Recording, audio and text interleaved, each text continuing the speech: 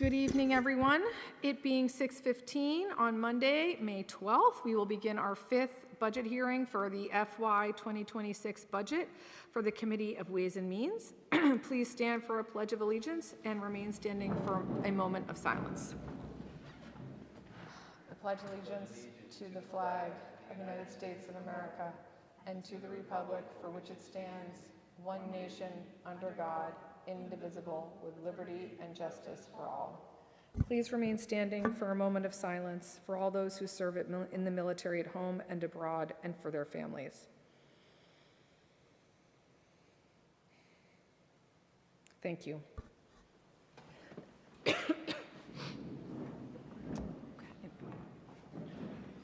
Clerk Semino, could we have a roll call, please?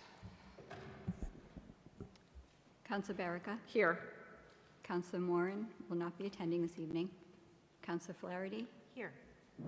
Councillor Maglio is currently not here. Councillor Reynolds. Here. Thank you. Thank you very much. Our first order of business is for the approval of minutes. Is there a motion to approve the minutes for March 18th, 2025? So moved. Second. All in favor? Aye. Any opposed? That is unanimous. Okay, we have no old business this evening. I do want to let residents who may be watching at home know the annual town meeting will be held on Tuesday, May 27th at 7 p.m. That's earlier than the normal council meetings. That will be a public hearing on the town budget. If you have questions between now and then, please send us an email to towncouncil@braintreema.gov. All these meetings are televised and recorded by BCAM. You can watch on cable or YouTube. Thank you, BCAM.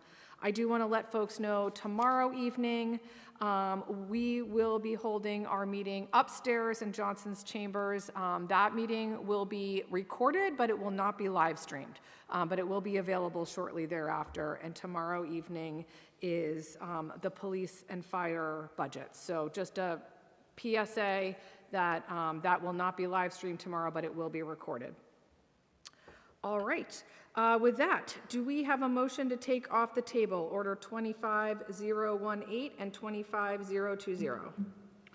Yes, I'd like to make a motion. We take off the table Order 25018 and Order 25020. Second. Thank you very much, Councilors Flaherty and Reynolds. All in favor? Aye. Any opposed? Okay.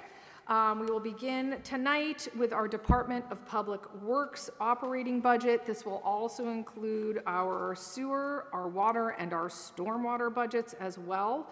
I do want to recognize we have with us many members of our Department of Public Works, led by Director Matthew Jacques, who's here. We have Director of Finance Mike Esmond.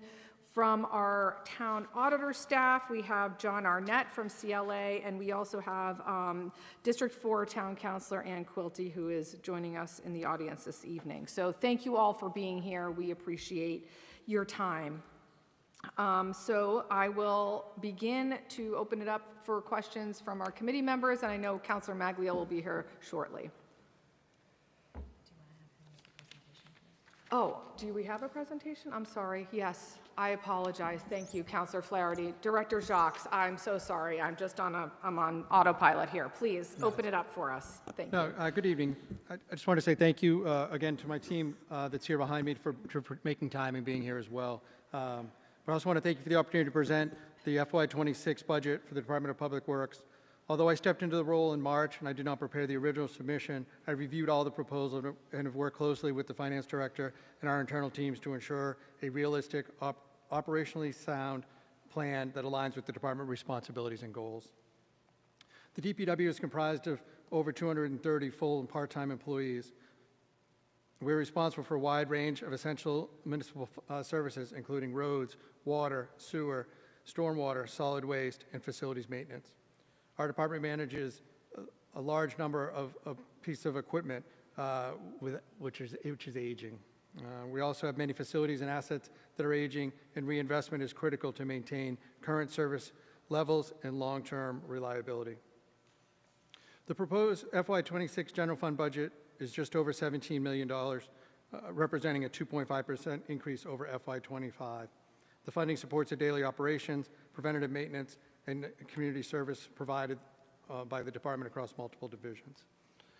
So I welcome questions about the budget, but thank you again for allowing me to be here and present. Thank you so much. Okay, now, now I will open it up to the committee for questions for Director Jacques. Do you want to lead us off? Sure, I have some questions. And just think about how to put them in order. Okay, so one of the things that's different this year about our budget is that each department has, for the first time, listed particular goals. And I find it very helpful to know what the, what the department hopes to achieve using the budget that we are reviewing tonight. But I sometimes have questions about what those goals mean. And in this case, goal number 1 under FY 2025 goal updates is to seek capital funding for equipment replacements. And I just was wondering, that is on page 149 of the budget book.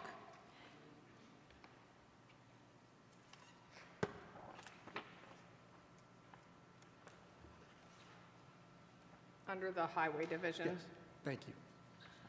And I know that we have quite an array of equipment that could probably be, targeted for replacement or improvement in some way or form. But I'm wondering, what are your top equipment needs at present? Like if you were going to list the 5 or 6 biggest items. I have toured the DPW vehicle barn, for example, and I know that many of the vehicles are rigorously maintained, but they're rigorously maintained because they require rigorous maintenance at this point. So can you share what elaborate on which equipment replacements you have in mind?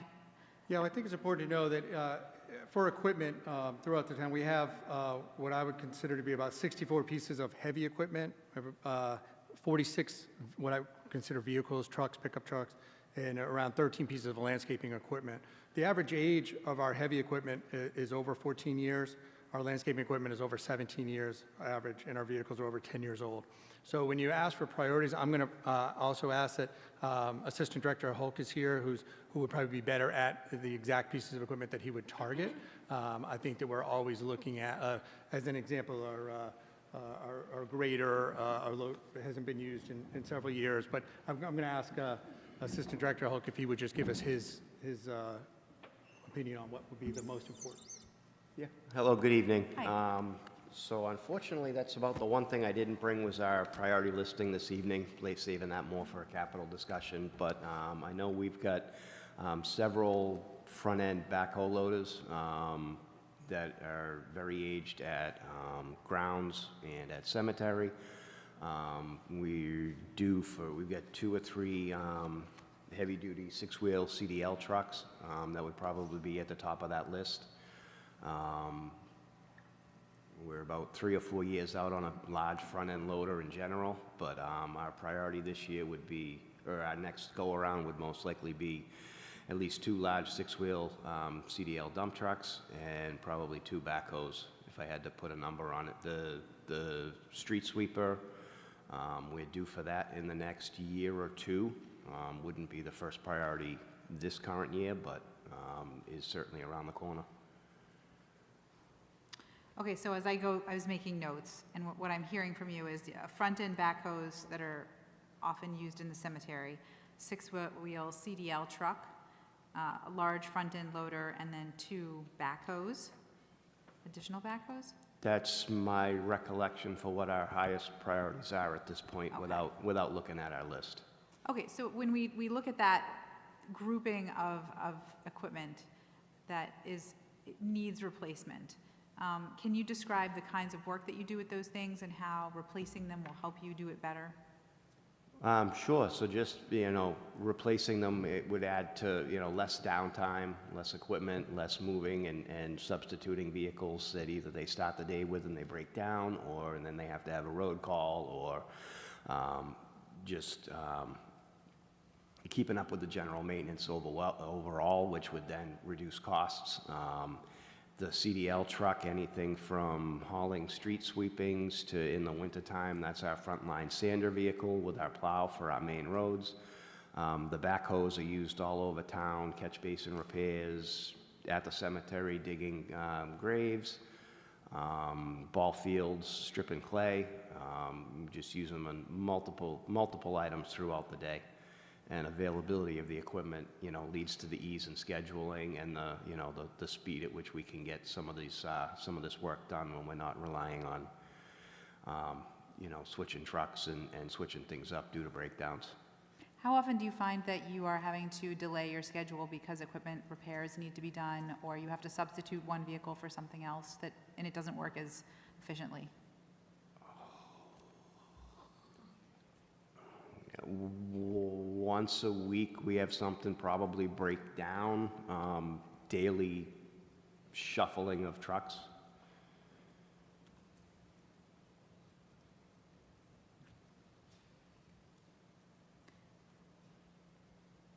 Okay, so you have, once a week, some piece of equipment fails you. Probably on average, yeah. Okay. And how often are you able to repair those in-house? Would you say it's pretty often, or always, or just only sometimes? Pretty often. I mean, they run the gamuts from electrical issues, batteries, alternators, things like that, just due to age, due to some of the equipment, honestly, these days is so high-tech and everything that it does require either a service call from the vendor to come out or a tow or, you know, shuttle out to the dealer. With the emissions and the electronic systems and all that, a lot of it has really become specialized. But, I mean, we obviously, we do as much as we can in-house. Okay, and the DPW barn, I know, also needs significant improvements or replacement. Has there been any progress on that front, or has that kind of been set aside in favor of other priorities? I would say it's been set aside for now. When we have, we've really started more robust capital improvement conversations, and I think that that's where that would fall. But right now, it would not be a priority that would supersede other priorities that we have.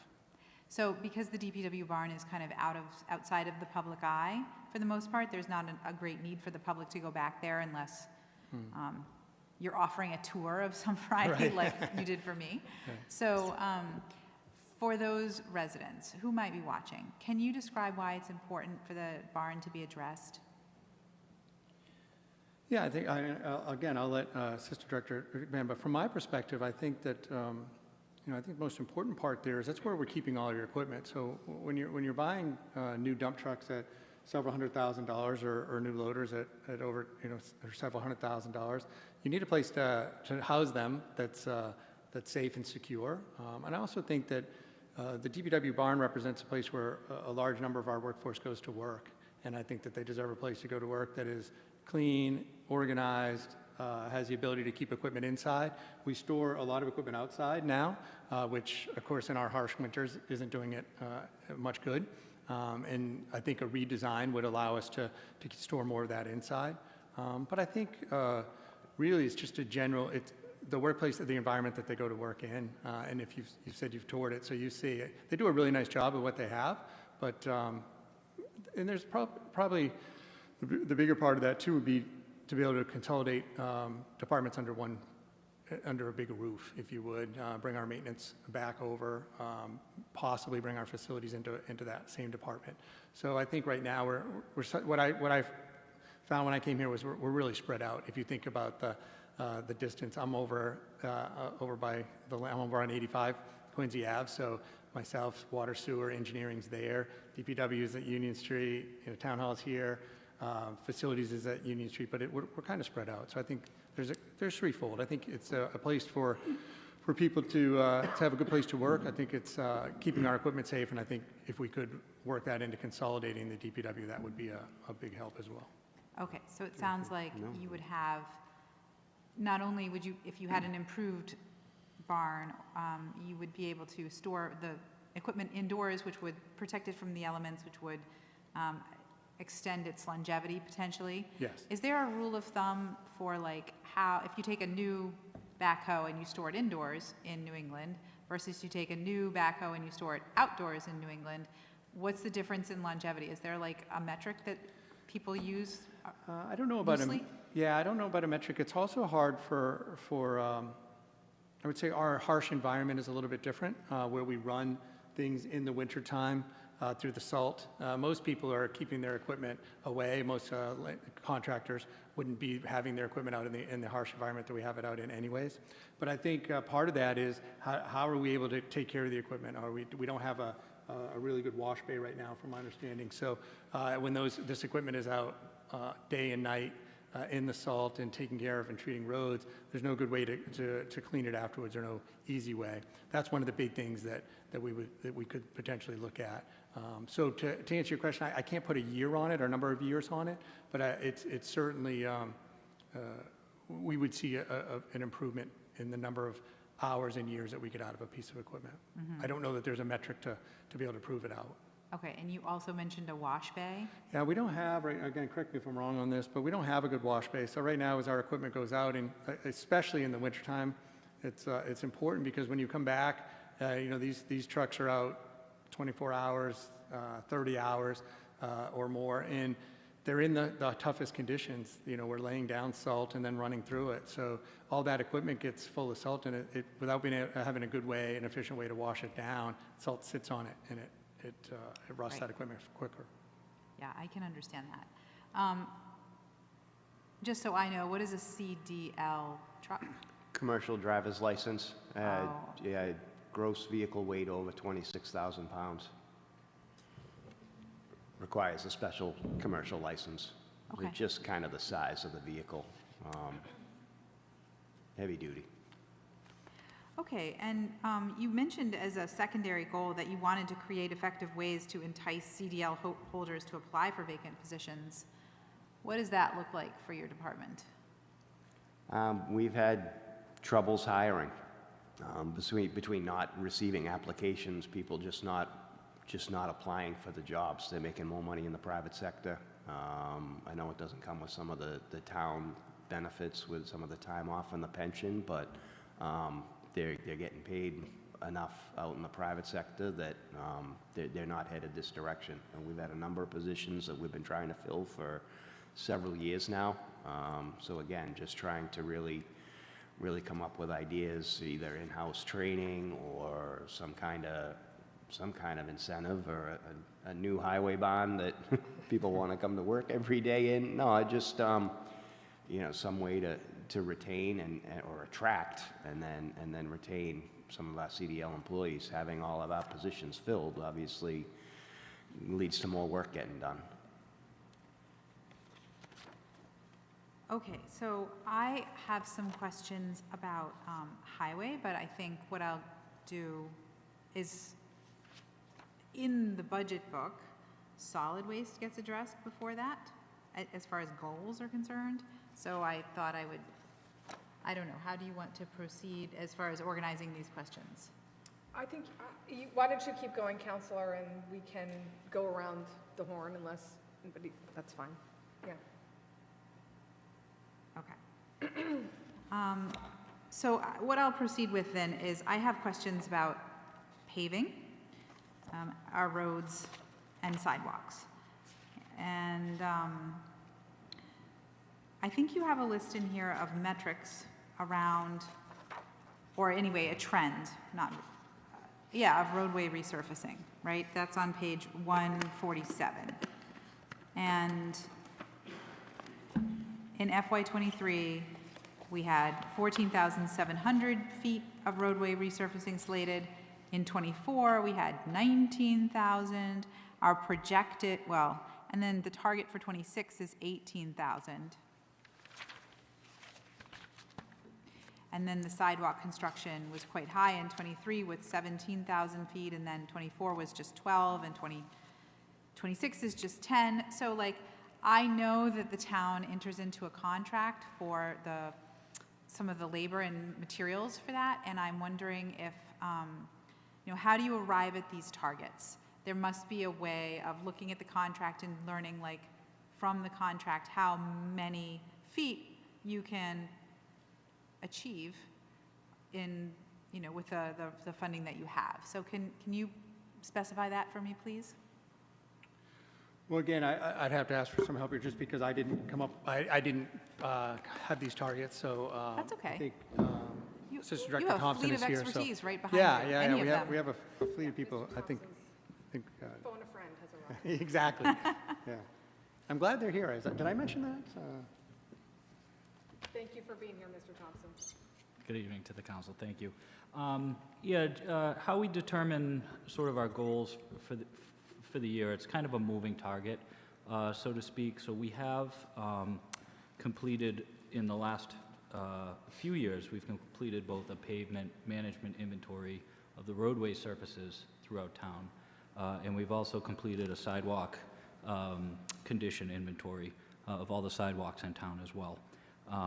And what we try to do is create a capital improvement plan for the next few years. So just target goals that we want to hit, which streets, which sidewalks we want to hit. And the mileage that we can do really depends. It varies on the road, it varies on the road width, it varies on whether there's sidewalks on one side or both sides. It varies whether there's granite curbing present, or if we would, want to install granite curbing. All these types of things can sort of change the unit cost per foot, so to speak, of how much it costs to do the roads. So that's sort of a quick answer. Okay, so the sidewalk plan is completed at this point? That's correct.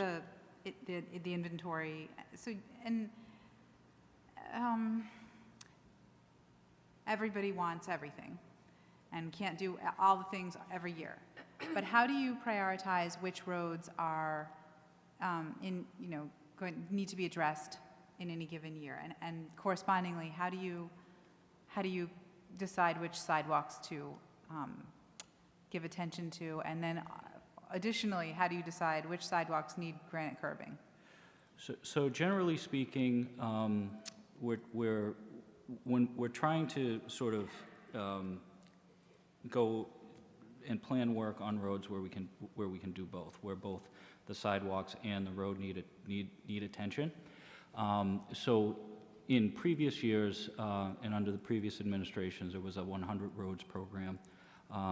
That program was very aggressive at resurfacing roadway surfaces, but not as aggressive as tackling sidewalks.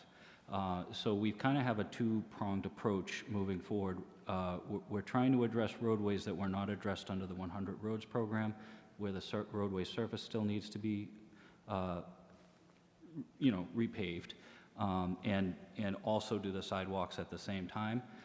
And then what we're using our sidewalk inventory for is to sort of go back in time and look at roads where maybe the sidewalks weren't addressed in any comprehensive fashion the last time the road was surfaced, and they rank high on a priority for, say, ADA compliance, or if it's an area where there's high pedestrian traffic, things of that nature. So in our sidewalk inventory, we're not only looking at condition of the road, but we also are looking at areas that are, like I said, high pedestrian activity in close proximity to parks, to transit, to municipal buildings, to shopping centers, places where people are going to be out and about, and then we're trying to prioritize those areas, and also prioritize areas where there are known ADA deficiencies as well.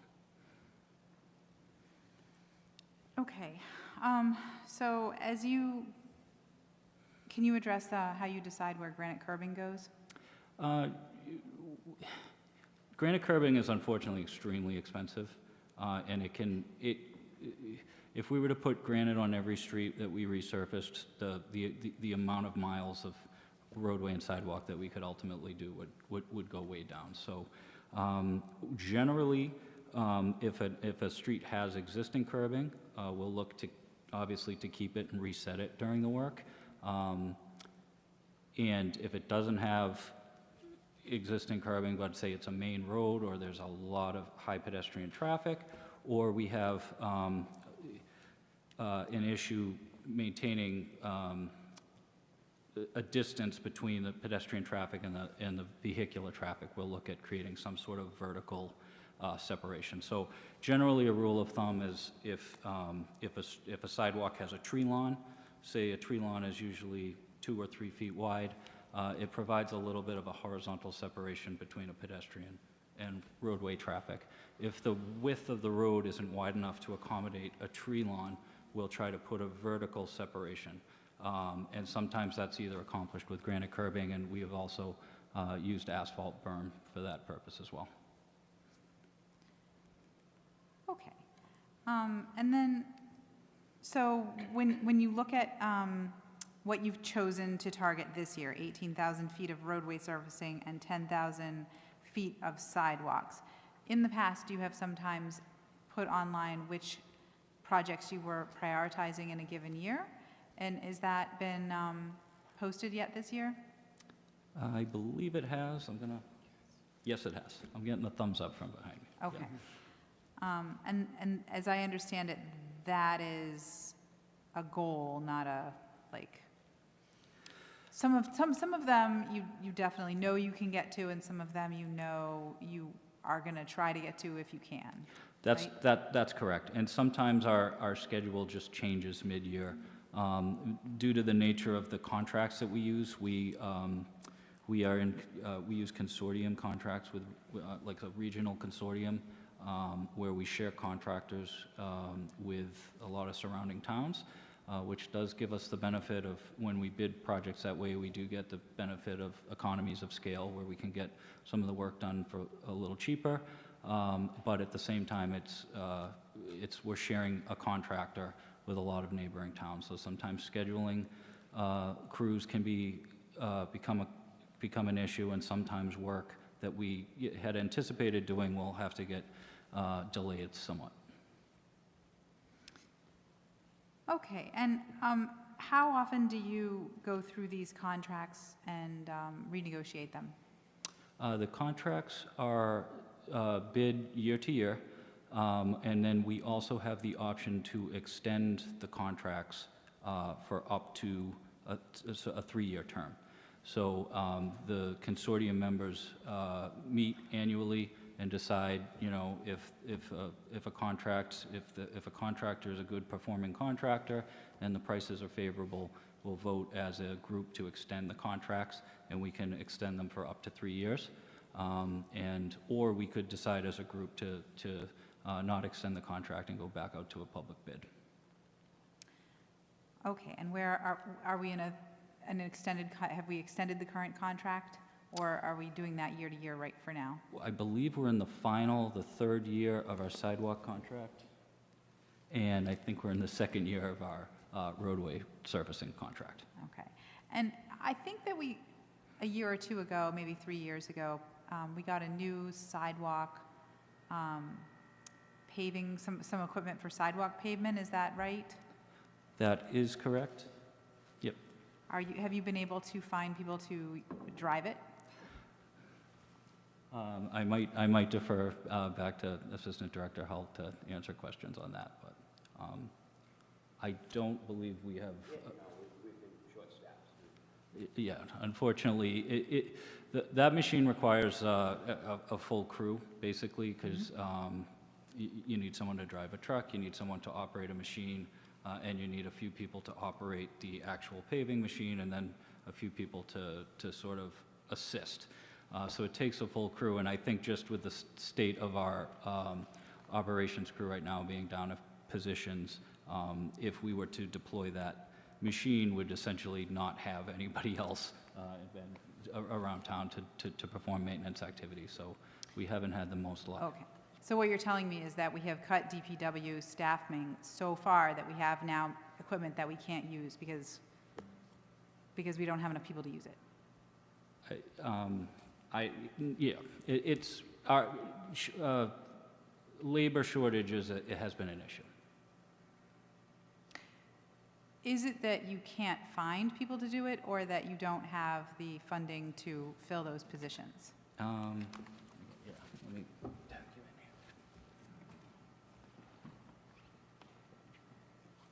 in here. Hi, it's a little bit of a combination of both. Combination, getting highly trained, qualified people, and as well as, the decision has to be made kind of every day. Like, we can potentially put this piece of equipment out with 5 or 6 employees on it, and that's all we do that day, as opposed to fixing sunken manholes or potholes, you know, sinkholes in the street. It's really just distributing the labor, calls for trees, calls for cutting grass. I mean, we've got a lot of good employees. It is a highly skilled thing, process, and getting everything to align at the same time has been really challenging. Okay. Oh, of course, by all means. I one follow-up on the sidewalks. Looks to me, so you've got a goal, or a trend, a metric for this year for sidewalk reconstruction of 10,000 feet, and a budget of $15,000, which $1.50 per foot. Am I misunderstanding that? Sorry, thank you, 147, page 147. Is that not what sidewalk budget is budgeted for, or is sidewalks? Correct, different, that 8 sidewalks account, Yep, budgeted at 15,000 is more for smaller repair work.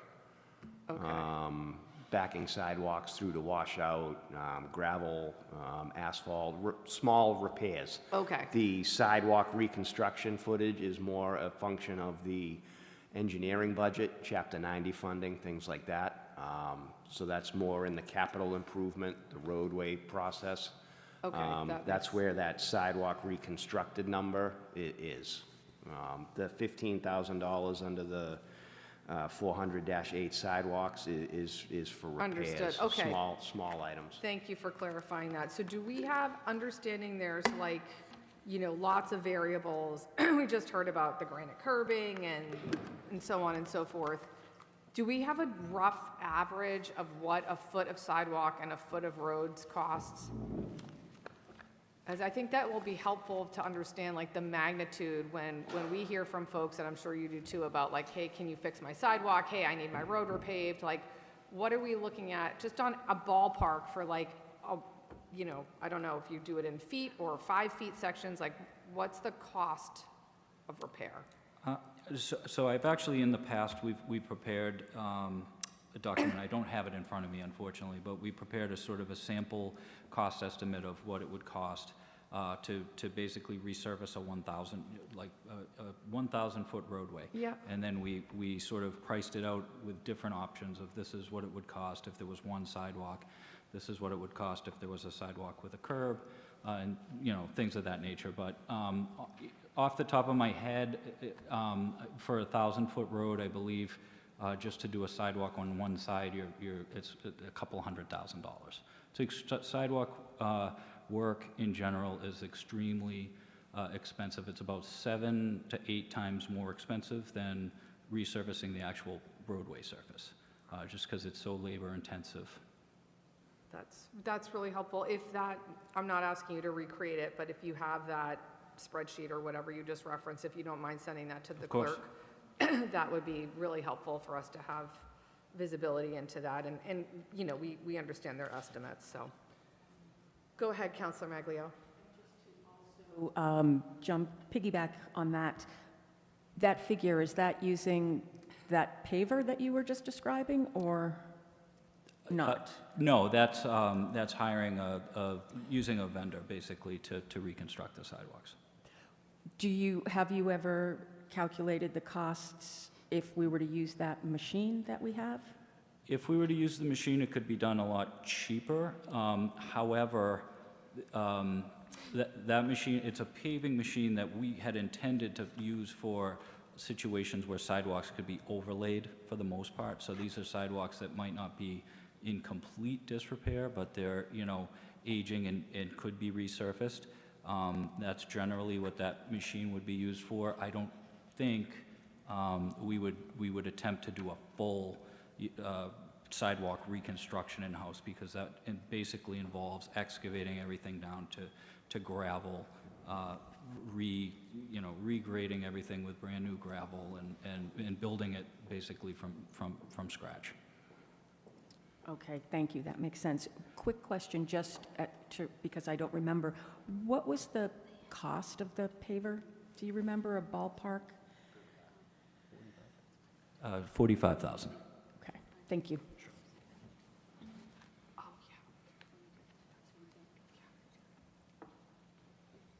Counselor Reynolds? Since there seems to be a lot of conversation at this point around sidewalks, Please. we'll ask my carry on. questions. So, welcome, thank you for both Director Mr. Thompson here and the rest of your team for being here this evening and answering our questions. So, just to continue on the sidewalk, for this sidewalk paver, what has been the level of utilization of this piece of machinery versus your expectation? Very, very little use compared to what we were hoping initially.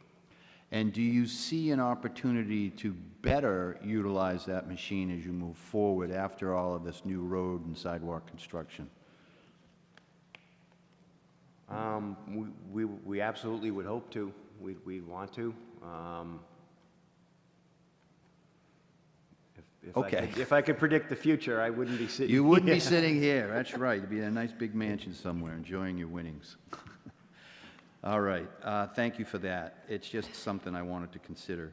And then just continuing on the sidewalk theme, I do see, let's just ask for the construction material that are used for sidewalks, and I do agree, I have seen that the cost of granite curbing is a very high cost. I mean, it's certainly, it's nice to have. I know we have a number of streets that have been repaved that have granite sidewalks. Are there, and I know I may have asked this question in past years, but if you could refresh my memory and just bear with me. The use of concrete sidewalks versus Cape Cod berm, which are asphalt, versus granite. What would be a detriment, the pro, the con, if you will, of the utilization of cement curbing? So cement curbing specifically, to be honest, it's not all that less expensive than granite. Really?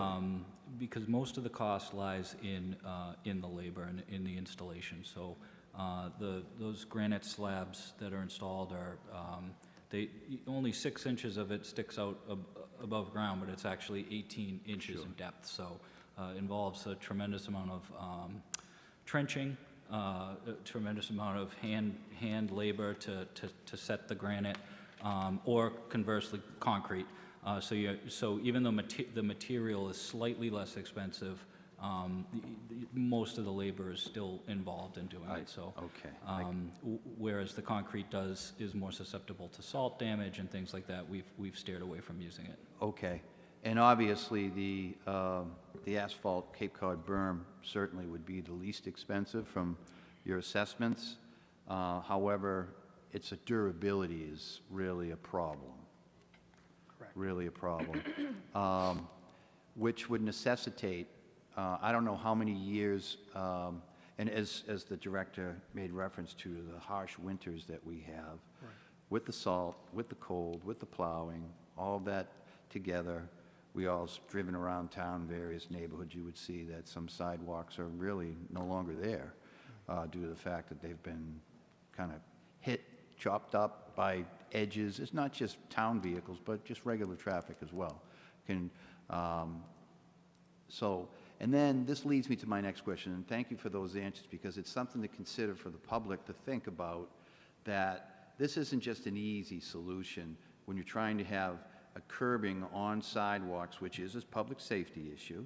It is also part of the, I guess, the durability of the road itself, assisting the durability of the road itself. But that if we're going to put asphalt curbing in, we also know that we're going to be spending more money on the reinstallation and the repair of those sidewalks. Now you've talked about the concrete and the expensive of the manpower of what I can speak for that personally, having worked some summers as a youth and even as helping out friends who do that on the side or on weekends, having dug those holes, mix that cement. I know what it's all about. All right. The next point I have on the sidewalks would be, one of the things that I see a lot, and it does bother me, because I know the structure of a sidewalk is not built to handle the weight of an automobile. And we see a lot of automobiles in our town, and many towns, where two wheels of an automobile will park up on a sidewalk. And I'm wondering if you had any kind of statistics, any information that you could share with us that that breaks down the sidewalk durability as well, would you say? It certainly doesn't help. I mean, the sidewalks are certainly robust in terms of a profile. So there's typically 6 inches of gravel and 3 inches of asphalt. So it's capable of withstanding, you know, the wheel of a car, so to speak. But I think what really is a detriment sometimes is particularly when cars kind of put their tire in the tree lawn, in the grass area, which erodes away the you know, the loam and grass material, and then it, you know, makes actually the sidewalk more susceptible to erosion from street runoff. I never thought of that. So yeah. it can kind of undermine the sidewalk and lead to its deterioration. So when you say a tree lawn, that's that little strip between the edge, the curbing, and the sidewalk itself in front of someone's home, perhaps, a or grassed business. area between the sidewalk and the street. Exactly. Right, gotcha, thank you. All right, it's just a consideration, and I appreciate you walking me through that. Because we do see at times when we've seen some roads in our town that have been repaved, new sidewalks installed perhaps for the first time on one side of the road that creates a narrower road. And we here in New England have narrow roads to begin with due to the fact that the horse and buggy that ran our streets and pretty much were the reasons that these streets were the widths that they were or are today. Has there been any consideration, because I do know a lot of constituents who have asked me about Tremont Street, for example. It's a very narrow street.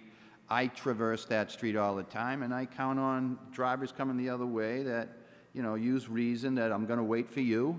If there's 2 cars on each side, you come on through, or if I've, you know, I judge how much space I've got and how, you know, am I closer to that kind of choke point than the car that's approaching me from the opposite direction? I myself don't mind doing that, because in one way I've had some people say it's a natural traffic calming measure, in a way. I hear others that get very upset about it, but I do get concerned at times about perhaps pedestrian safety or a child coming out from behind a car or something like that into the street.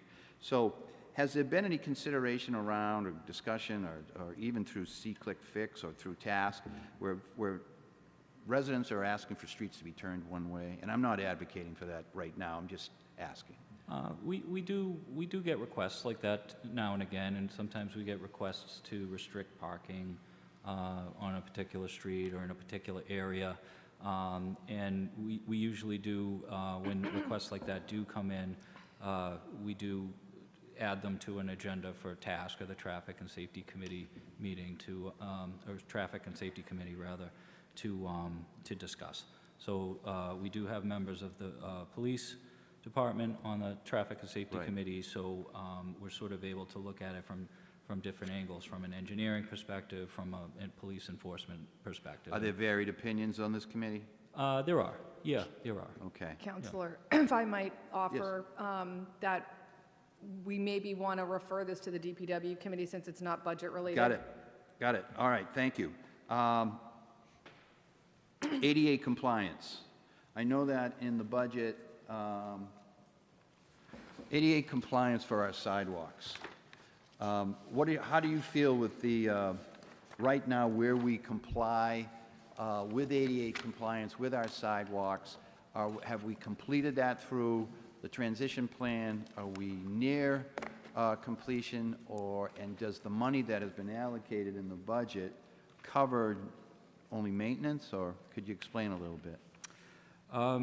So as I did mention earlier, we did complete a townwide sidewalk inventory.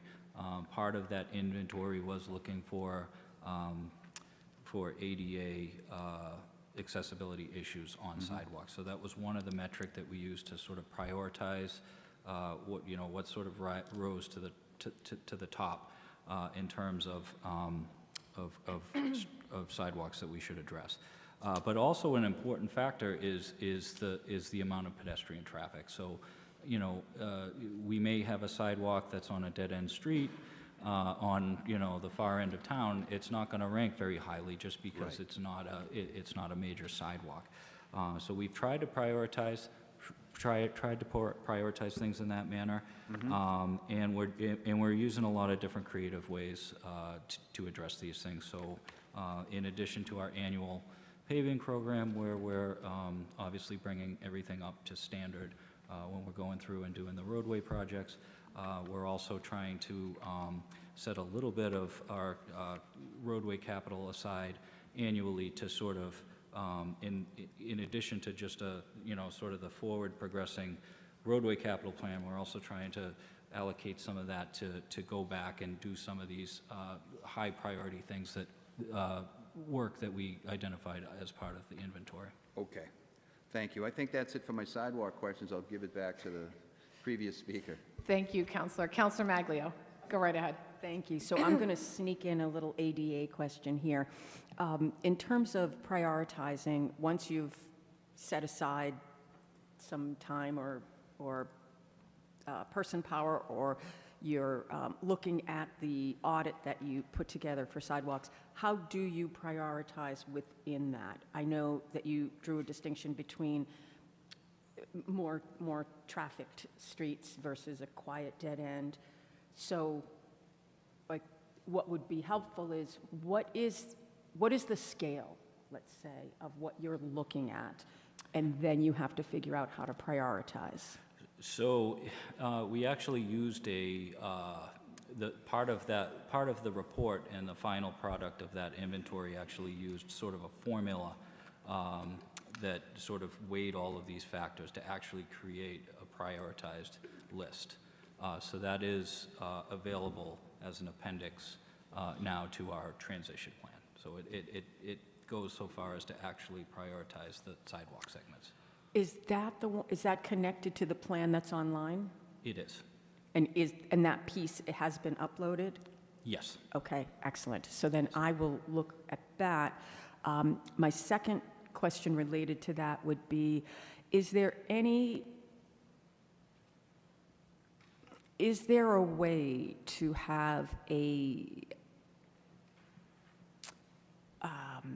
some sort of ongoing communication with the Commission on Disabilities to have them keep a running list of issues or concerns that they hear about or that they discuss, and to have directly from the committee or through the ADA compliance officer? Sure.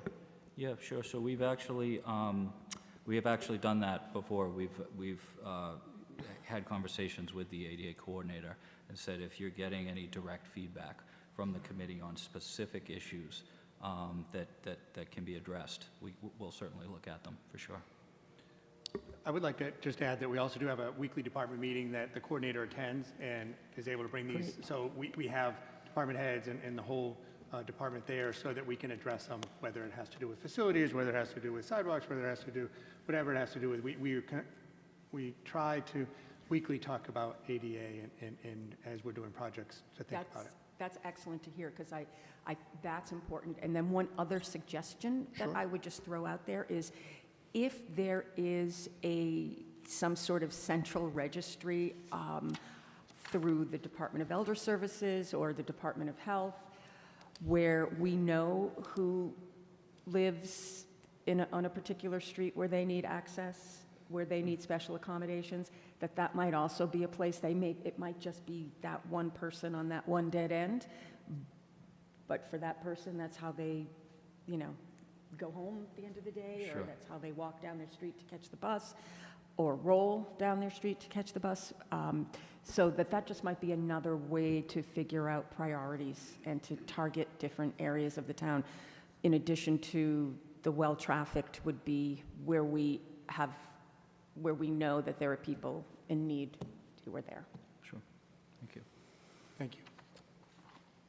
Thank you, Counselor. All right. Are there further questions for highway or engineering? I know we have a lot of departments to cover tonight. We can certainly come back if need be. We also have trash and facilities under DPW and rec. Did I forget anything? Go ahead, Counselor Maglio, carry on. I'm not exactly sure where my questions fall, given all of this incredible representation here, so I'm just going to throw it out, and if now's not the time, we can move on. One of the goals that I saw was to initiate programs consistent with the master plan. So when you're initiating programs, what does that really mean? Was that under the facilities? Was that, I think it was. I think it was earlier I thought it was on. the general, Was it? It was page goal one. it's- 142, I believe. Yes, so it's like the overall DPW.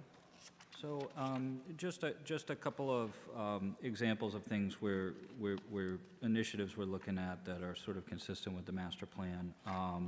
One was around tree canopy and the town's tree stock. So we have applied for a grant to do a townwide public tree inventory to basically have that information captured and into our GIS system. We also have applied for federal funding through the Safe Streets and Roads for All. So I think that would speak to, in the master plan, I think people were concerned about safety and traffic calming in neighborhoods. That particular program would be basically looking at doing a townwide traffic and safety audit. We were not successful in that grant just because there was such a huge response to sort of get a piece of that money through the federal government last year, but we are looking at applying again for that through that program. And then just some of the other things in the master plan that stuck out were just paying more attention to traffic signals and trying to get traffic signals back up to operating efficiently. So that's something that we've been doing as part of our roadway projects. We're really trying to put a push into upgrading some traffic signal systems and get things, traffic moving a little bit more smoothly in areas. We did that along Elm Street last year, and I think that was quite successful. We're also this year looking at potentially doing something similar at Elm Street and Washington Street in that vicinity. So. Oh, excellent. And then, obviously, we still continue quite aggressively with our infrastructure work as well, sewer and water. So those were also in the master plan. So just really trying to highlight some of the things we do that are consistent with that. Excellent. Okay, thank you. That's really helpful. My last question that I'll ask now is,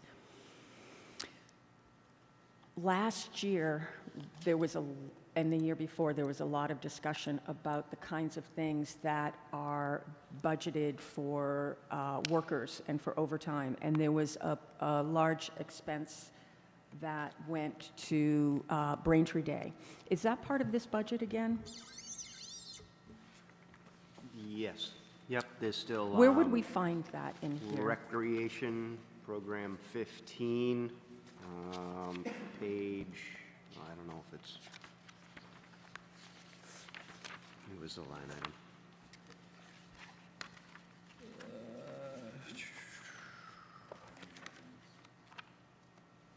The July 4th. Okay.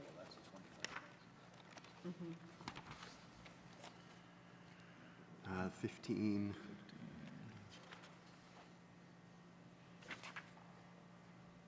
Yeah, so it's in two lines in the program 15, 40015-521003, July 4th festivities, and 521004, July 4th parade. This year proposed budget, they're both So at $25,000, which is basically what it was restored to after the override last year. Okay, so basically it's $50,000 then that goes into the Braintree 4th of July Day, Correct. and $25,000 for the year for other community events, right below that. Yes.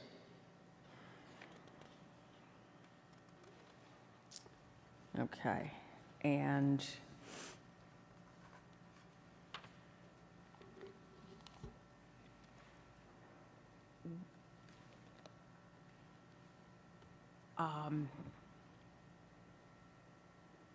okay, I want to, I may come back to that.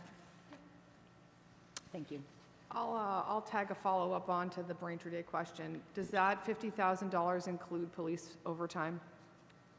Or is that just for DPW workers? That both. So it does include the police overtime budgeted? Correct. Okay, thank you. Under the recreation line. It's a cost associated with that day, so they just do a line item. So rather than charging the police department's overtime work for that overtime account for the work that day, it gets charged back over here because it's associated with the 4th of July event.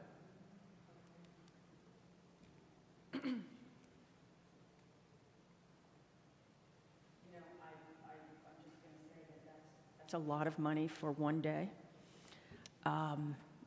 What is the item for, what is the line item for like the splash pad? How much? So we don't have a dedicated line item for the splash pad. It's included in the 21 program. There's around 150, 200,000, and the 21, sorry. Is that, when For you say operation. 21 assistant director help, what does that mean? It's the 20 program, the last two digits of the org. So 40020 DPW summer programs. That's just my shorthand for, 15 is rec, 20 is summer employee, summer programs overtime. So a lot of those fees are included in that, the $200,000 for summer. That's staffing at the lake, staffing at the splash pad, gate attendants, staffing for parks and playgrounds, summer programs. There's no dedicated line just for splash pad. I don't know which line that was. If you go to 420. We're in the small document, right? page 24. Yeah, 24. thank you. All right. Right above elder affairs there. Oh, I see. So that's for the full summer program, for staffing, is that what you just said? For Yes. the cost of the camps? Cost of, everything? yes, a lot of the summer activities. Okay. And we don't break that out? We don't have a specific line item for the splash pad, no. Would we be able to find out the breakdown of the summer programs spending? Sure. Yeah, we can get that, and just as a kind of a recall back to the override discussion, the splash pad, so what Ben's talking about, a large part of the cost is the staffing that is required to, to essentially be there as the residents are coming in and using the splash pad and ensuring that, there's no issues or anything that needs immediate attention. There are some maintenance costs too, and so I want to say, the restoration, if you'll recall back during the override, it was multiple places, but it was in the tens of thousands. That was one of the solutions that we, in the override, in the discussion to reductions last year in the 25 budget without the override. So with the override, we were able to restore funding in this program primarily for the summer program, as well as to ensure that there's budget for maintenance and repairs, which is not a substantial amount, but it's not nothing. So we can work to get that back for you. And in addition, what would be really helpful to know is what the hours are going to be, if we have enough staffing to have a fully open splash pad? the summer with robust, weekdays, weekends, and if there is, if anyone has given any thought or consideration to using that to generate revenue, one day a week, allowing buses to come, one day a week, allowing the base kids to come, or whomever it was that used to use it for free, and then the decision was made that only Braintree residents, which, by the way, I have to say that when I see a child go back to their car crying with their parent because they don't live in Braintree, it is heartbreaking. And if we have the opportunity to have other uses for that, I think that could solve a revenue problem as well as making sure that it's managed but open to people who I don't think we should be carding to use the splash pad. So, jump in, Ben, please, if I'm stating anything incorrectly, but as part of the discussions in 26, I don't think we've contemplated any reductions to the hours that were funded in, after the override in the fiscal 25 budget. So I wouldn't expect we'd be expanding at this current funding level. It's basically level service budget. If I recall from last year, I think there was a question as to whether or not we could, from a full seasonal perspective, if there was a revenue solution that we thought would be viable that could essentially fund the operation of the splash pad, particularly when we were talking about reductions that were necessary in the mayor's budget before the override. I believe in working with the department, we felt like that was a very low probability outcome because the charges would have to be generating in the tens of thousands of dollars in order to cover the cost of operation and the staffing. I think we could go back and look at a singular day, but I think that's how the question that was framed last year, if I recall, and I think we can go back and look at what we produced last year. Yeah, I would think it would be something like a permit. Yeah, Counselor, do you mind if I piggyback on that? Go right ahead. So one of the discussions this committee had earlier this year was around fees and the fee schedule. And one of the questions that I don't believe we ever got an answer to was it contemplated both from being a welcoming community perspective and also from a revenue perspective that out of town, that non-Braintree residents could purchase a sticker for the splash pad and for Sunset Lake. So we're not turning down people who are going to enjoy our community, spend money in our community, and also, not charge Braintree residents for the use of our own facilities, but open it up for others. And I don't believe we ever got any answer on that. So if you have the answer tonight, that would be great. If you don't, if we can take that as a follow through and with an explanation, if we're not doing that, why? Okay, I think we'll need to follow up, Councilor. Thank you. Councilor Flaherty? Yes, I just wanted to add that Sunset Lake is a similar situation where residents, I don't believe, it is my understanding that you can't park at Sunset Lake unless you are a Braintree resident, but you can clarify for me, can a non-Braintree resident walk and park elsewhere in Braintree? I think that probably the recreation department people here know that answer, but regardless, I think that it would be fine to charge a fee for people to come and use Sunset Lake rather than any kind of discouragement of that. So the same thing goes for Sunset Lake is all I'm saying. Councilor Reynolds? Just one last DPW question. I think Yes. I know where this actually would be addressed. And looking at program account 40007, DPW drains, stormwater compliance and drains. So they're zeroed out. I'm assuming that's under the note stormwater program? Correct. We, in the Sorry, in the budget motions, you'll see we did file from the stormwater fund's retained earnings in fiscal '24, so essentially what's been certified for free cash for the fund this year, a transfer essentially to create a reserve that would be available in fiscal '26 equal to the 20,000 that we would otherwise have funded on the general fund. We're proposing to do it that way because if you recall, Councilor, I think I stated during the revenue hearing, our intention was to level set or level fund the essentially the revenue generated from both the water and sewer fund and the stormwater fund to fiscal '25 and not have an impact to fiscal '25 levels and not have an impact on the ratepayers for fiscal '26 as well. So that was the goal. The retained earnings balance was available to do that, and it'll allow us to have that reserve for operating use. For the drainage cleaning, for the sewer drains cleaning. Correct. Terrific. Thank you for that answer. I appreciate it. Thank you, Madam Chair. Thank you, Counselor. Go ahead, Counselor Flaherty. Okay, so before we totally release the highway people, I wanted to talk about fuel costs.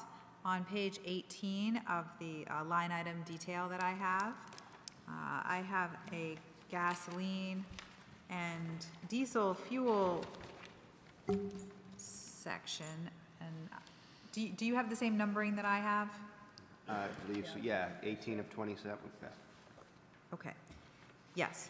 So under that, what I see is that in FY25, we adopted $150,000 in gasoline and diesel together, and then we're projected to use $150,000 of gasoline and diesel, and then the proposition is another $150,000. The numbers are so round, and I'm just wondering, considering that we saw much more cost associated with usage in the actuals for '24. Yeah, basically we saw like $30,000 more gas in '24. So I'm wondering, like, do you have a new fuel contract that supports these reduced rates, or do you just stop driving as soon as you run out of gas? A little bit of both, no. We did see our most recent fuel contract was a lock-in at a lower rate than we had been paying the previous two contracts, so we were actually able to lock in at a lower rate as we progressed through FY '23, '24, '25. So part of it is that, and that's our best guesstimate, our fingers crossed, looking at the trends where we think, you know, we sure hope we expect that to be enough to cover the costs. It's all market-driven. You know, knock on wood, the prices, you know, we monitor them regularly, and the prices are kind of level and where they've been, so we feel confident that, you know, due to our normal usage and what our current lock-in is, that when we do need to re-up, that we'll be in the same ballpark. Okay, so you're locked in at a rate right now that supports $150,000 of fuel costs, and when does that contract end? October of '25. Okay, so About a half a year. okay, so it doesn't align then with fiscal years. Correct. Inconvenient. It's based on a consortium again, the Norfolk County Consortium, and they go out to bid. We just finished up their third year of the bid, and they're rebidding it again this August, September, October, and we'll know more at that point. Okay. And you think that it looks good for the rates to hold, is what you're saying to me? Yes. Yeah, I'm sorry, Ben, just to jump in, Counselor, I can get you the actual detail, but at the time of the budget, gasoline price futures had, and I believe are still projected to be lower next year than they are currently. In the case of gasoline, then all these things are definitely volatile. I mean, energy markets are probably some of the most challenging things because there's so many factors that can affect them, many of which are outside of you know, the control of a reasonable model to account for. But that was some of the guidance that we were using in that. I would say from a fuel perspective, I think that still seems more likely than not. Again, these are things that do have some probability risk always, but the natural gas market remains, of the energy markets, the most challenging because the supply challenges that the Northeast consumer market has is restricted, and that's where there's sensitivity. We had a very cold winter, and that would be one area that we'll have to watch. I would say we'll watch them all closely, but the hedging has worked as far as entering in the price fixing on the gasoline, and I think we feel there was strong evidence that there would be good favorable pricing going forward for the year ahead when we were writing the budget. Okay. And another question occurred to me as you were describing that. Our fleet is old, and I know that if we bought new vehicles, we could either use electrical vehicles if they were available, or we would have probably better fuel efficiency. To what extent is that supposition that I just described true? If we bought new vehicles, how much more energy efficiency, how much savings do you think that we could capture? I think it's tough on the larger equipment that, those big diesel trucks are not going to be much more efficient. You might get, a few more gallons per mile, but not much. I think on the smaller vehicles, if we could go electric, then certainly you'd see some savings there. But I think they have some challenges. What we do is move a lot of equipment, and we move a lot of heavy equipment. So electric vehicles have not come to the forefront of being able to do that. Even though they are making strides, they're not there yet. So I don't know that we would capitalize that in the next several years. Okay, and the diesel engines, or if they Same. used gasoline, they just have not advanced in the same Yeah, way well, that... I mean, the diesels, they've been really focusing on emissions, right, to get them to be cleaner, not to be more fuel efficient. So they've come a long way with that. But I would say, again, if you think anything different, Ben, let me know. But I think that I don't think that I could give you a quantifiable savings by buying new equipment to save in our diesel or our gas at this time. Okay. So I have questions for facilities, but I will defer to other counselors for now. Yeah, thank you, Councilor Flaherty. I propose to the committee here that we can take up recreation next if there's additional questions for Parks and Rec, then move to trash, then maybe take a brief recess and go back. And once we're done with DPW, take a brief recess before we hit the enterprise funds. Are people amenable to that plan? Oh, facilities too. Thank you, Counselor. Jeez. We're not letting you off the hook, Mr. McCurdy. Thank you. Okay, so let's, thank you again. If folks have further questions for the assistant directors, by all means, we'll get those covered. But Parks and Rec, do counselors have questions beyond? I know we just talked about the splash pad and Sunset Lake.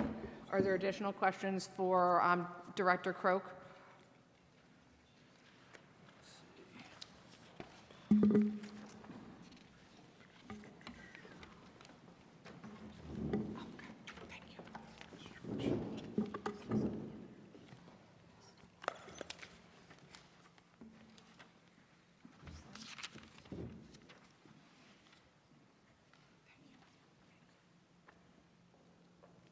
Thank you for being here, Director Croak. Thank you for having me.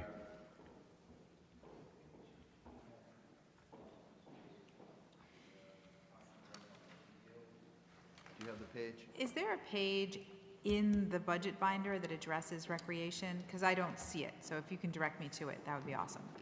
It was kind of tucked away in a separate section. Let's go with page 201 on the budget book. 21, Joe, I think. 201? Yes. Okay, so in my book, oh, sorry. Ooh, yeah, recreation and grounds. I see. All right.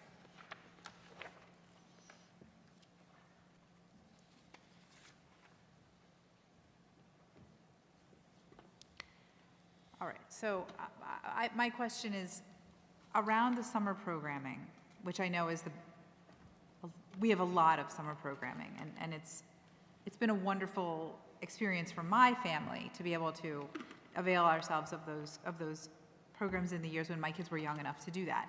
So this year, as you developed your programming, did you find that you had enough staffing to be able to sustain prior years' programming, or were you able to expand on that at all? Can you describe? Sure. So we did start the interview process for our seasonal staff a lot earlier than years past, and as a result, we were able to collect a lot of applications to increase our staffing levels from previous years. So there shouldn't be any issues as far as staffing issues at these programs. Right, and your budget is $200,000, and that was enough, excuse me, to pay seasonal staff workers to staff the same number of programs that you've had in the past? Sure. In addition to program fees that we collect for the individual programs, so complementing those program fees that we receive, in addition to the appropriation from the town, collectively that's enough to sustain our staffing levels. Okay. And one of the things that I think many of the departments has gone through is an assessment of the extent to which the fees that we pay, or that we charge rather, for services are in line with other communities. Did the Recreation Department do that for the summer programming? Not currently for this programming season. However, I have taken a look at the cost that we charged last year versus what we should be charging. It's relatively close to where we should be. I think with programs like this, you run the risk of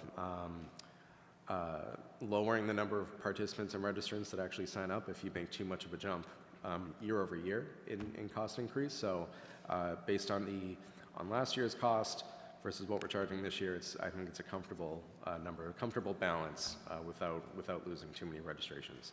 And so far, registrations that we've received, it's pretty much in line with what we received last year. So revenue purposes, we should be bringing in more revenue because the price did go up slightly. But I think next year we'll probably raise the price slightly again to get closer and closer to that number. Okay. Those are my questions for now. Thank you. Councilor Reynolds? Welcome, Director. Thank Good you. to see you again. A couple of questions. I'm going to direct you to the budget book itself, and we're looking at the goals and updates. I see here we have an additional cemetery section in your section. Is that part of Parks and Recs now? Correct, yes. Okay, how long has that been? It was constructed over the course No, of... not the area, but how long has the cemetery been a part of Parks and Rec? Oh, it predated me. 6 or 7 years. 6 or 7 years it's Yeah. been.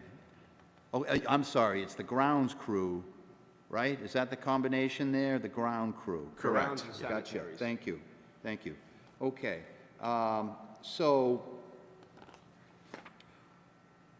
we have here, really of interest to me, is the field fee and field permit application overhaul. There has been some challenges with that program over the last few years.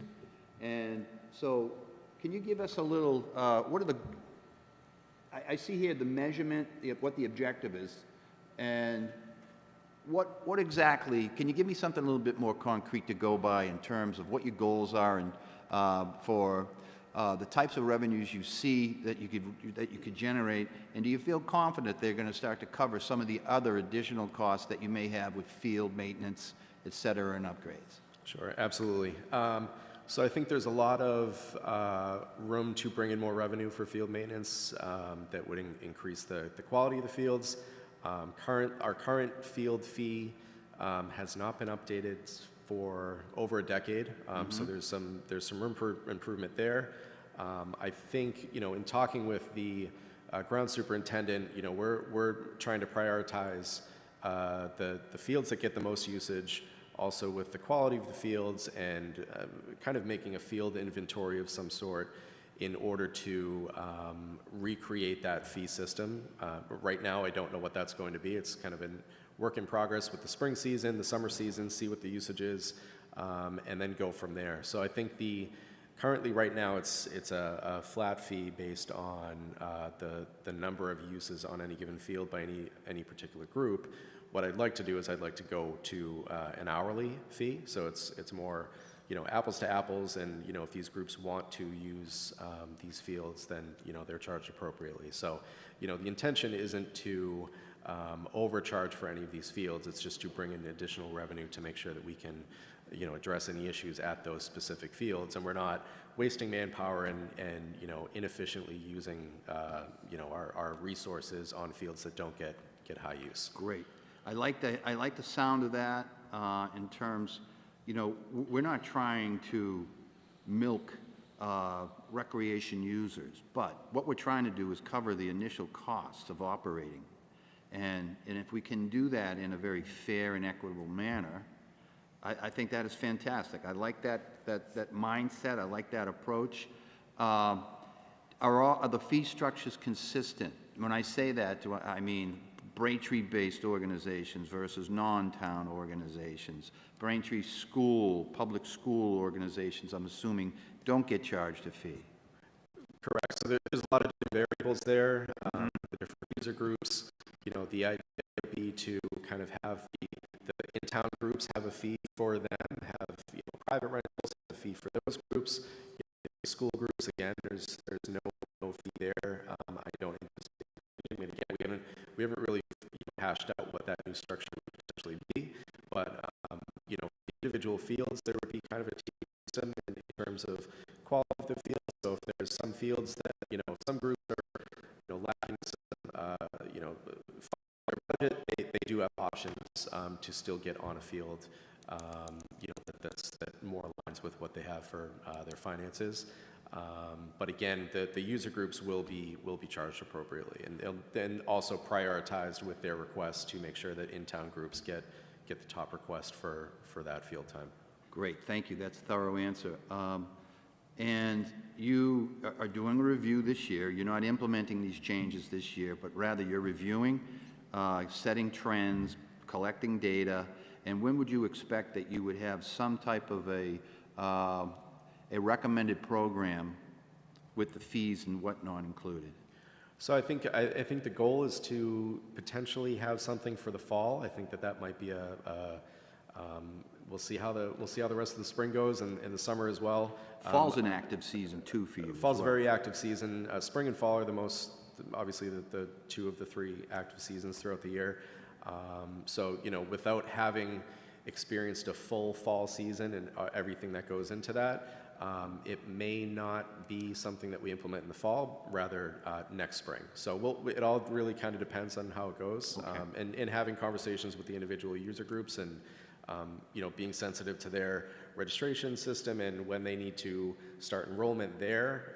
Oftentimes, you know, it's something where some of the groups for the fall are already enrolling. So it'd be tough to implement a new season without giving them the heads up and say, you know, here's the landscape of what you're going to be dealing with, and giving them that fair opportunity to charge appropriately on their end too. So it's a first come, first served basis, I'm assuming. There's a window open for requests or something of that nature would be part of what you're looking at as well as an overall program? So there's kind of I kind of look at it in terms of we're a full season before the season that we're planning for. Yeah. So there's a short application window where groups have an opportunity to submit their requests. After that time, that window closes, so to speak, and then I would take that information, process it, and get a draft version of what that master field schedule would look like.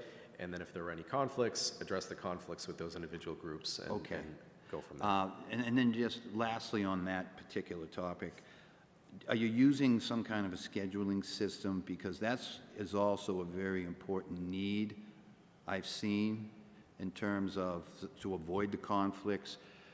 Are you able to leverage any of the existing, I don't know if what the heck's the name of the system I'm drawing a blank on that the accounting in the schools use? Munis? Is that an opportunity to use something along that nature, or are you doing this in a manual fashion? Possibly. I think there's a bunch of different opportunities to explore other solutions. Right now, our registration system software does have a permitting module to it. It's not the greatest, but it gives me a starting point to work off of. Great. Yeah. I'd look forward to any updates on that as you come down the road. And my last question for you, and I'm sure that Councilor Moran would appreciate this question. Where are we with the Highland School Street Hockey Rink? Is there money issues there? So I can't speak specifically to the details of that. If you don't have the details this evening, I would ask that you come back at some point, if you could send us some kind of an update, what is going on with that project? We can do that. I actually, in anticipation of that question, I have a meeting scheduled on Monday to get a full update on where that is. We talked a little bit about it today internally. I have we're planning to understand where that is. So I'll be able to provide an update. My understanding is this is primarily a rec project and DPW project. Is that correct? Not a planning project? My understanding, my limited understanding of it, and I would say that is that there was a plan that was developed through engineering, has looked at the plan. There were some concerns with that plan, and I don't know that we've got a clear direction as to where to go with that. So that's what I'm trying to ascertain, and then be able to give you more. If you could give us some clear ownership on that, that'd be great, and I do appreciate your answer. Yeah, thank you, Counselor, for that. And just that will be referred to this committee for CPC update as well. So, and I just want to, if I may, just I have some experience with Field's fee schedule. I did it very recently in a prior life, so I'm looking forward to also helping in that. A fee schedule, hourly fee schedule that we looked at implementing over a couple of years to help the programs prepare for that, but also you typically set a rate and then give a discount rate for town. So I have a lot of experience, and I have some knowledge on that I'm certainly willing to help. Yeah. Thank you, Madam Chair. thank you very much. Counselor Maglio?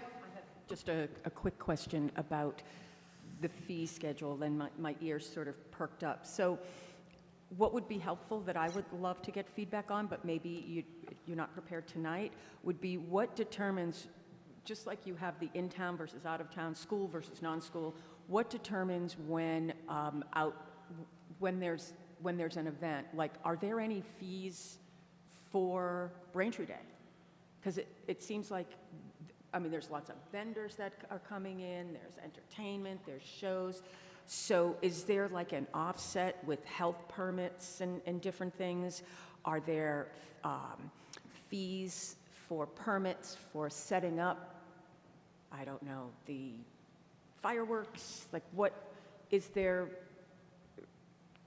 anything coming in to the town? Yeah, a little bit on a limited basis. Don't have a total grasp of the number. The food trucks receive food permits for the day for serving. Fireworks are permitted through the fire department, so it's kind of spread out across a whole bunch of other departments. Okay, so Mr. Esmond, would that be something that you could check out and gather? Because I think that is the other piece of the story, is that when we're looking at the town's investment of $50,000, what might be coming in to offset that? Sure, I can take a look.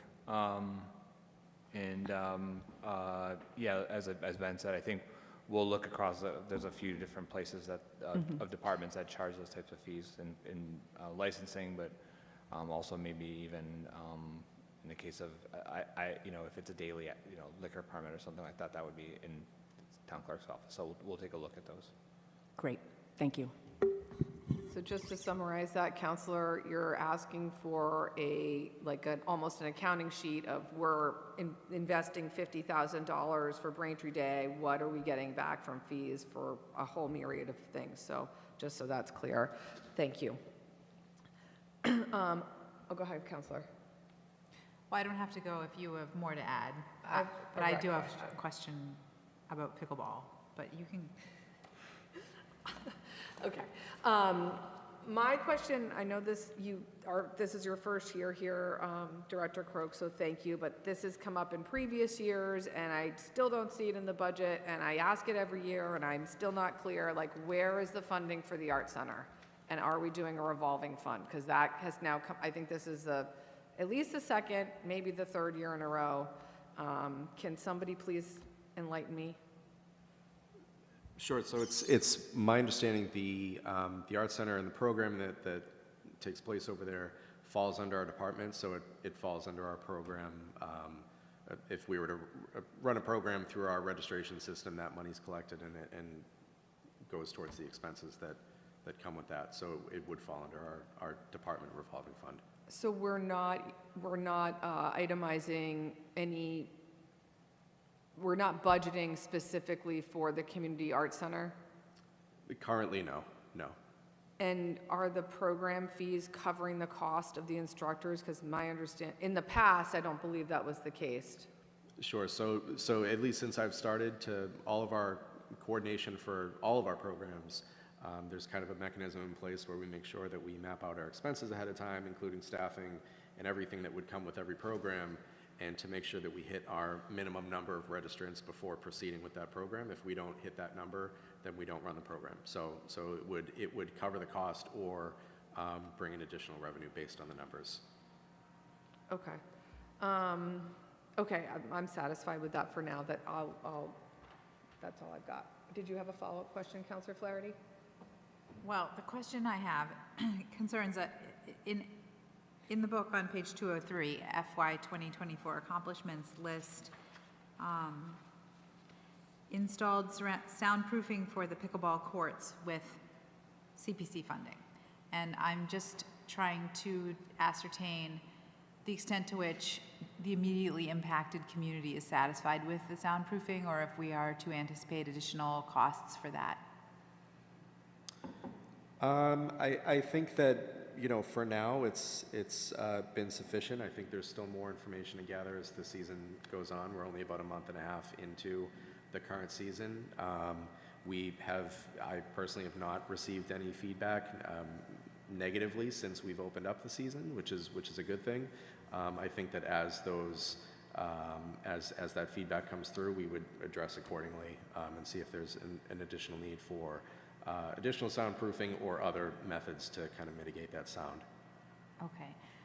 Do you know if is there a plan for checking the testing the sound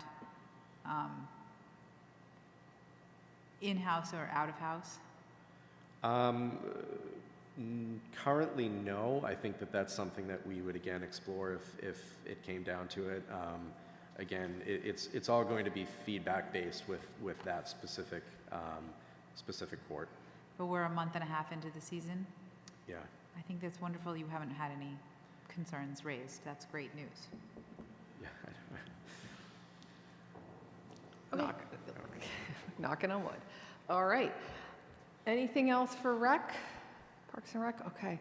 Thank you very much, Director Croak. Sure. Okay. Moving on to one of my favorite topics, trash and recycling.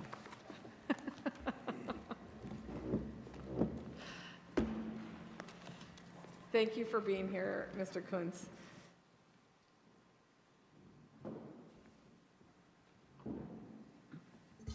Good evening. Good evening. And just to start us off, to clarify, we are expecting the second of the 3-year annual trash fee increase of $50. So the annual trash fee will, for a reduced rate trash, will be $250 starting July 1st? That's correct. Okay, thank you. Okay, with that, Councilor Reynolds, start us off. Good evening, Mr. Coons. Good to see you. Good evening. Okay, I'm just trying to get my head around a little bit some of these costs. You also oversee is the transport recycling under program 5300, is that part of the trash and recycling, or is that affiliated with leaf mulch site? The transport recycling account in the Transport In recycling, the I'm previous- sorry, yes. Yeah, in the previous year, we have been collecting mattresses, and when we shifted to a washed hands approach to mattresses, where residents are responsible for them, for the disposal of them, that account dramatically dropped. I mean, you've seen That the is numbers. dramatic. I had to Yes, ask. Right. Very So dramatic. the dollars that are left there are for the errant mattresses that somebody dumps on somebody's front lawn that we have to pick up and other items like that. Thank you very much. That's a good, I like that. Oh, right, you can clarify that. All right, thank you. The refuse collection, is that the curbside pickup? Yes, it is. Okay. And we do, this is contractual, and where are we in that contract? I'm sorry? This is a contractual cost, That's correct. We have a Tiers. 5-year contract. We're going into the third year, third year. July 1st, yes. Okay, so you got a good handle on what the costs are going out the next few years. Yes. Thank you. I can see a little relief in your face in that time as well. All right. And the recycling process, I know I worked with you for a while where we saw an extraordinary escalation in those costs and a reversal of what was once a revenue stream turn into a very significant cost stream, or cost process. Is there anything you can give us a little insights on the increase of the numbers that you're projecting? What we did was do a survey through the facilities that actually process it, who also then are responsible for trying to sell their material. And we determined that at $75 a ton for about 3,000 tons is how we arrived at the number for this year. The costs have not gone down. They have stabilized over the last couple of months. But if they were to stay where they are now, there'd be a few dollars left. But with what's going on with tariffs, what's going on with packaging changes, there's less corrugated being used in home deliveries. We're seeing more bubble wrap, plastic wrap, and less box usage. So I don't expect those costs to significantly improve our budget. Okay, but you're feeling, based on these trends and certainly your own experiences, that you've got a pretty good bead on what those potential costs could mean, changes could mean to us? Yes, if we don't try to anticipate what's going to happen in Washington tomorrow. I It's just- understand, yes, sir. All right, I'm with you there. Okay. That's all I have. Thank you, Madam Thank you, Chair. Counselor. Counselor Maglio. I just wanted to jump in and say that the change in the mattress requirements was a state change. No, that was a decision by the town of Braintree. Mattresses are a banned material. Right. That cannot be collected. That was a state mandate. The first year of the mandate, we collected mattresses at the expense of the town, and then felt that realistically, we couldn't continue to do that. Because in many cases, people can have mattresses picked up by the companies they buy them from and so forth. So, and there are some reasonable companies out there that we're working with that we recommend to residents when they call. Okay, so the state banned the materials, That's correct. and Braintree did it because we just decided to offer this despite the state's ban, but now we've pulled back because the state because there is no real way for us to efficiently, cost-effectively provide that service that we were doing as an option. That's correct. Nor did the state step up and try to fund their mandate again. Correct. Okay. I think it's important for residents to know, because that's something that I'm constantly asked about. I don't know about other counselors, but that there's some sort of people are confused about why they can't just have the trash company pick up their mattress, and it's because there are state guidelines around this that we are following.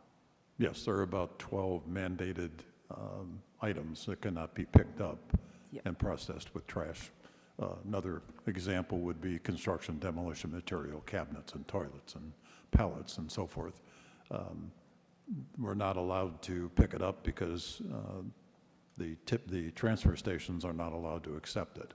So it has to go to a specific transfer station for construction demolition, just as mattresses have to go to a specific company to be processed.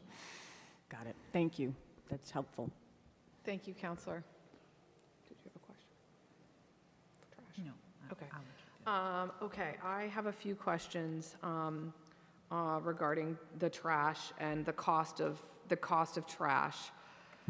So on your trends and metrics on page 150, we have a reduction target of trash tonnage to 10,500 tons.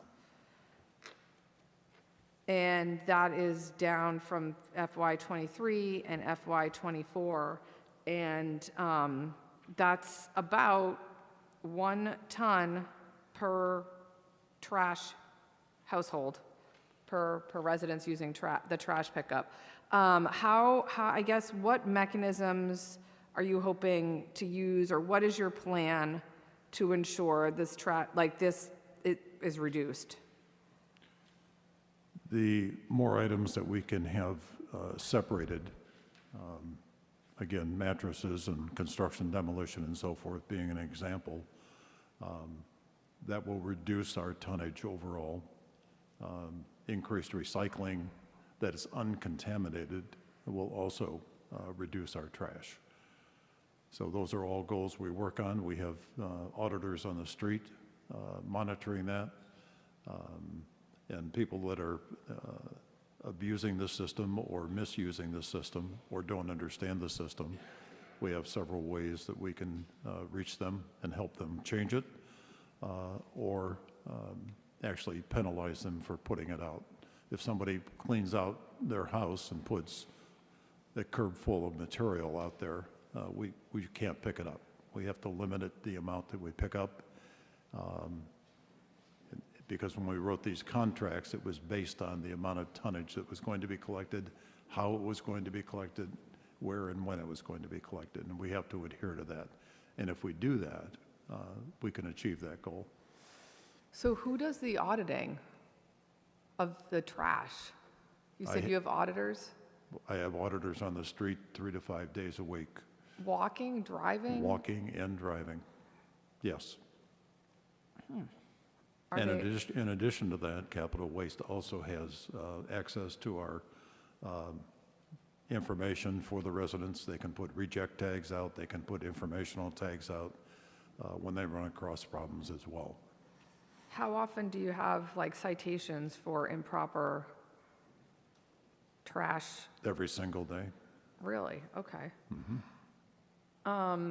Okay, so as a follow-on then, we pay a tipping fee, reduced tipping fee compared to other communities because we are the host community for the regional Yes. transfer station. If we were to reduce our trash tonnage townwide, would that lower the expense and our costs in our budget? Yes, of course. Okay, I just wanted to make sure that I was understanding this correctly. So follow on to that then is, and this may be, Clerk Semino, this may bear a referral, but I'd like to understand what our options are, what have been explored, and the potential cost savings and how it would interact with the trash fee. So now that I'm saying all this out loud, I do think this probably bears a referral for a pay-as-you-throw versus a straight line average. Braintree's average per household trash, 2,000 pounds a year per household, 2,000 pounds. We can do better than that. That is an awful lot of trash. and it costs an awful lot of money. And in the DEP's, Department of Environmental Protection, Braintree's trash reduction has not moved in the last decade plus, whereas other towns have seen significant decreases in their trash and refuse. So I understand that you might not have all that information tonight, but I do want to highlight that the amount of trash we make and throw out in 64-gallon barrels is enormous and costly for both our finances and for our environment. So I suppose, thank you for letting me have that moment of a soapbox. Clerk Semino, can we add that as a referral, please? Thank you. I think that is all I have for trash. Recycling. Thank you very Great, much. thank you.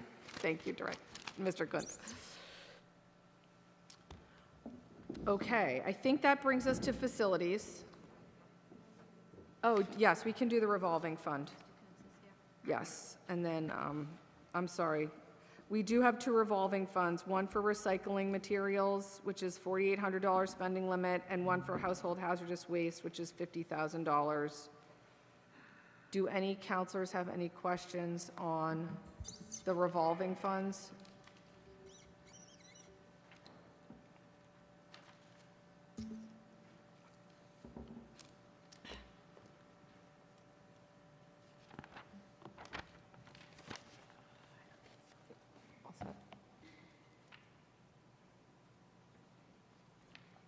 I guess I would like to understand the recycling materials fund 3004 is got a $4,800 spending limit, but I know that our recycling costs certainly extend well beyond that. So can you help me understand what this revolving fund covers versus what our overall recycling costs are, which are listed elsewhere in the budget? The revolving fund that relates to compost bins is relatively self-explanatory. The other revolving fund pays for one of the street auditors. It pays for 2 days a week for the street auditing. It pays for some of the outreach material that we use, the advertisements that we use, and the development of that material.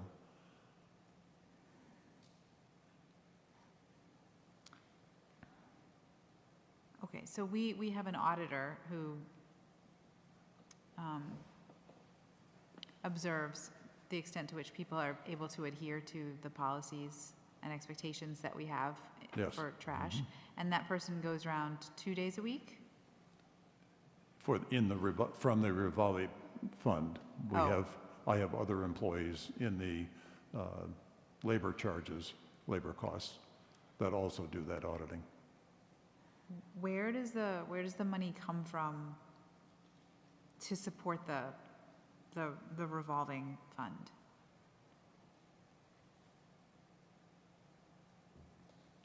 Part of the money comes from the state grant, and part of the money comes from the actual expense account.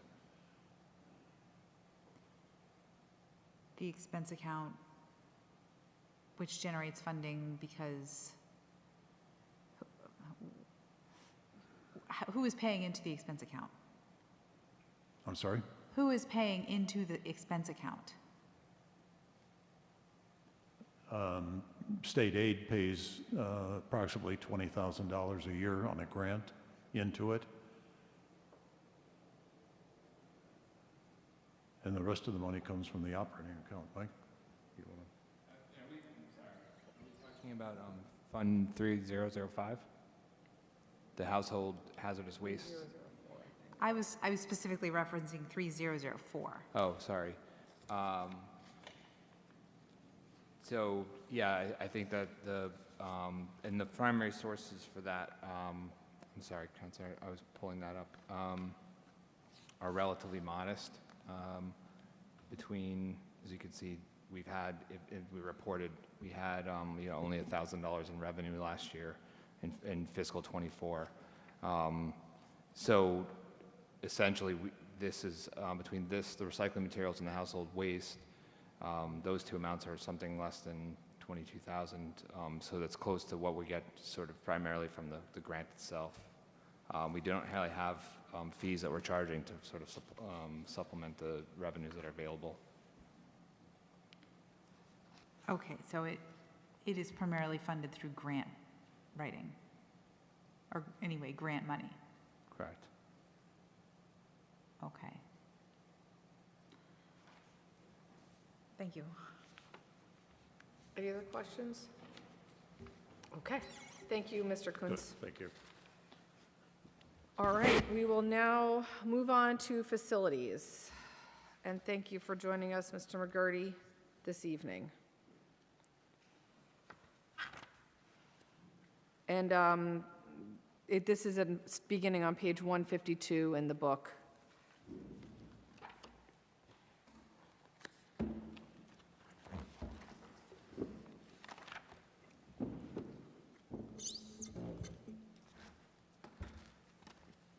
Mr. McGurty, did you have anything you wanted to start with, or are you just ready for questions? No, I believe we're prepared for Okay. your questions, so All right. please. Thank you. You're welcome. Who would like to start off the questions for facilities? Counselor Reynolds. Good evening and welcome, Mr. McGurty. Good to see you again. Yes, sir. Thank you. And how do you do, is it Mark? I'm sorry. Excuse me?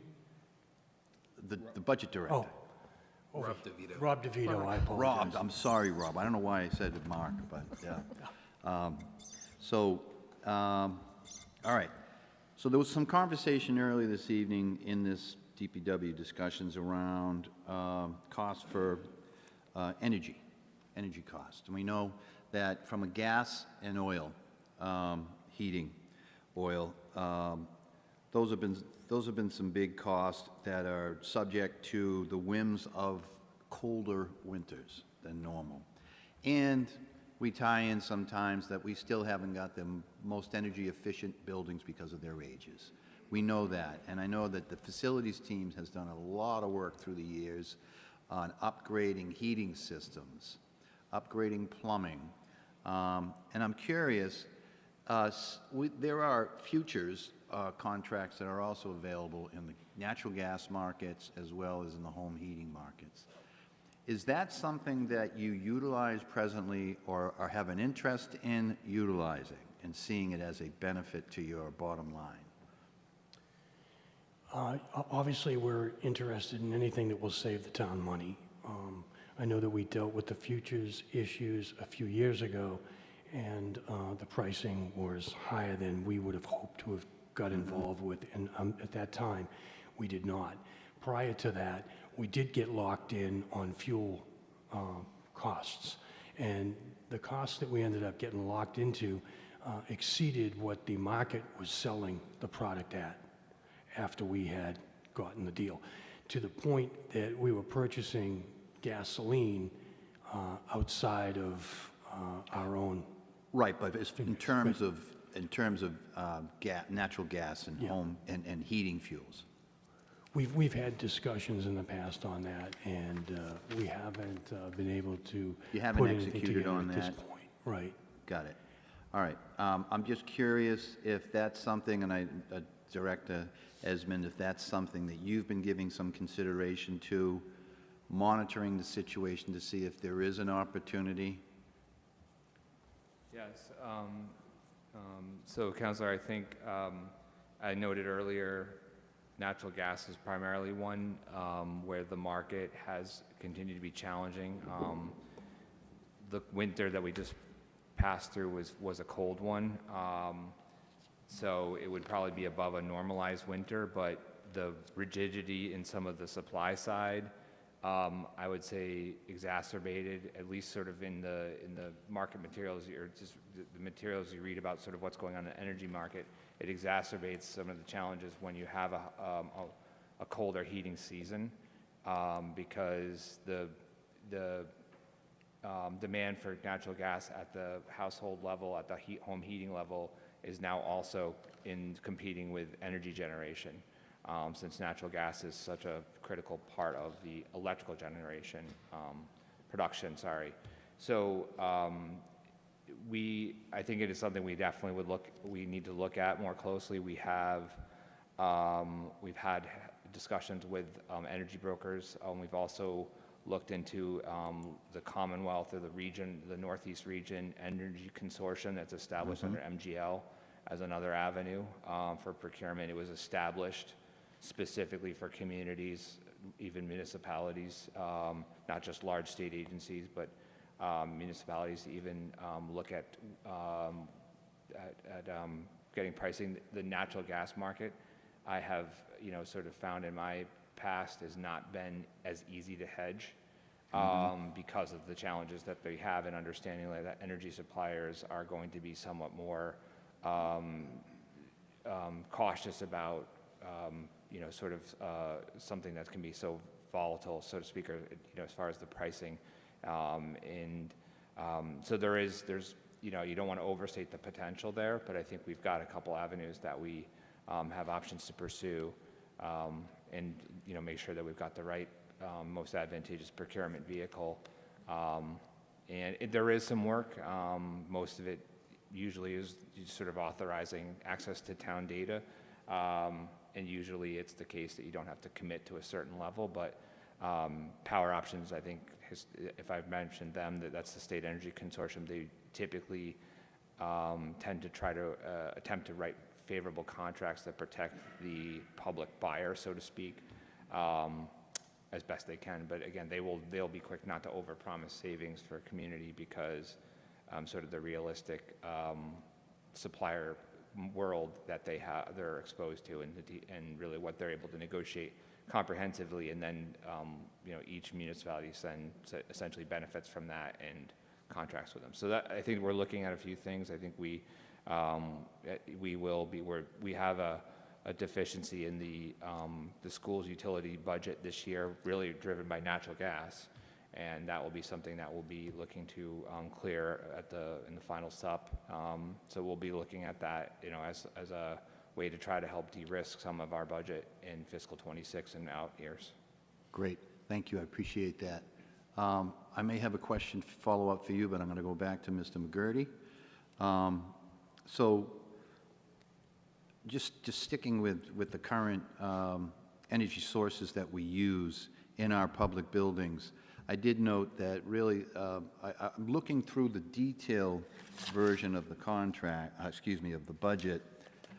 Under DPW, really the only cost I see in those areas of natural gas and home heating, I should say, is for town hall, correct? Well, you'd see it in the facilities program, so that's program 2. Program 2, so let's see. Facilities. Page 17. 17. You'll find it in O2 as well. Okay. I highlighted it. What did I do with it? That is inspections, no. Gasoline, diesel fuel. All right, so my question would be, so Mike, you just mentioned something about the school budget. That's our biggest user, right? That's the biggest cost center we have for energy use. That's in the school budget, I'm assuming? That is not in, no, that's in the facilities budget under program 19. 19. So we, under DPW, Mike and Rob have a separate program for for school utilities, which really mirrors when it came over from the school side. We've kept it separate. All right, so I see school maintenance division, school custodian services. What number is that program? Page 24, program 19, DPW school utilities. 19, got you. Thank you very much. I did, yes. My apologies. I did have those circled earlier. Okay. So you have a significant drop-off this year projected versus last year. And to your point, Mr. Esmond, you did talk about how it was a high cost of energy and natural gas sector, 1.3 million, almost 1.4 million dollars in 2025. Right. And now you're looking at $820,000 for proposed for 26. And that, I'm assuming, is pretty much just kind of a baseline best estimate and hope for the best. Yeah, I think the best practice for weather, and this would inclusive of snow and ice, is to essentially forecast what I would call a normalized New England winter season.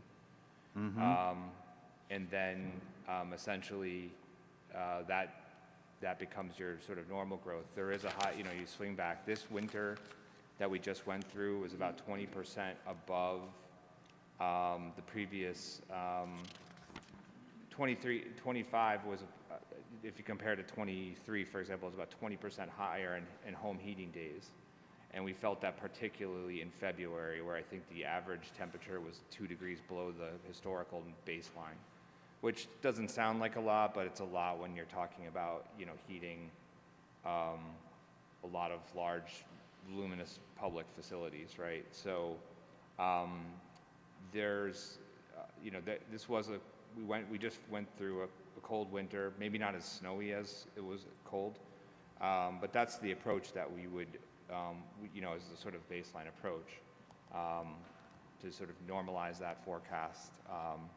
And yes, you need to track it closely and ideally have some strategies to try to get us to hit those figures, knowing that there is some level of,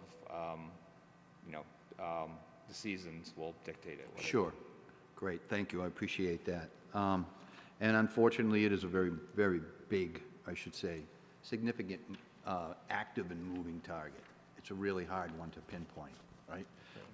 So on that, staying with building management, building maintenance, we have a number of buildings in our community that are underutilized, right? We know that the mayor had taken the initiative, also separate from this, of looking at a consolidation of school buildings at the elementary level. But I'm more concerned at this point about some of the other non-school buildings.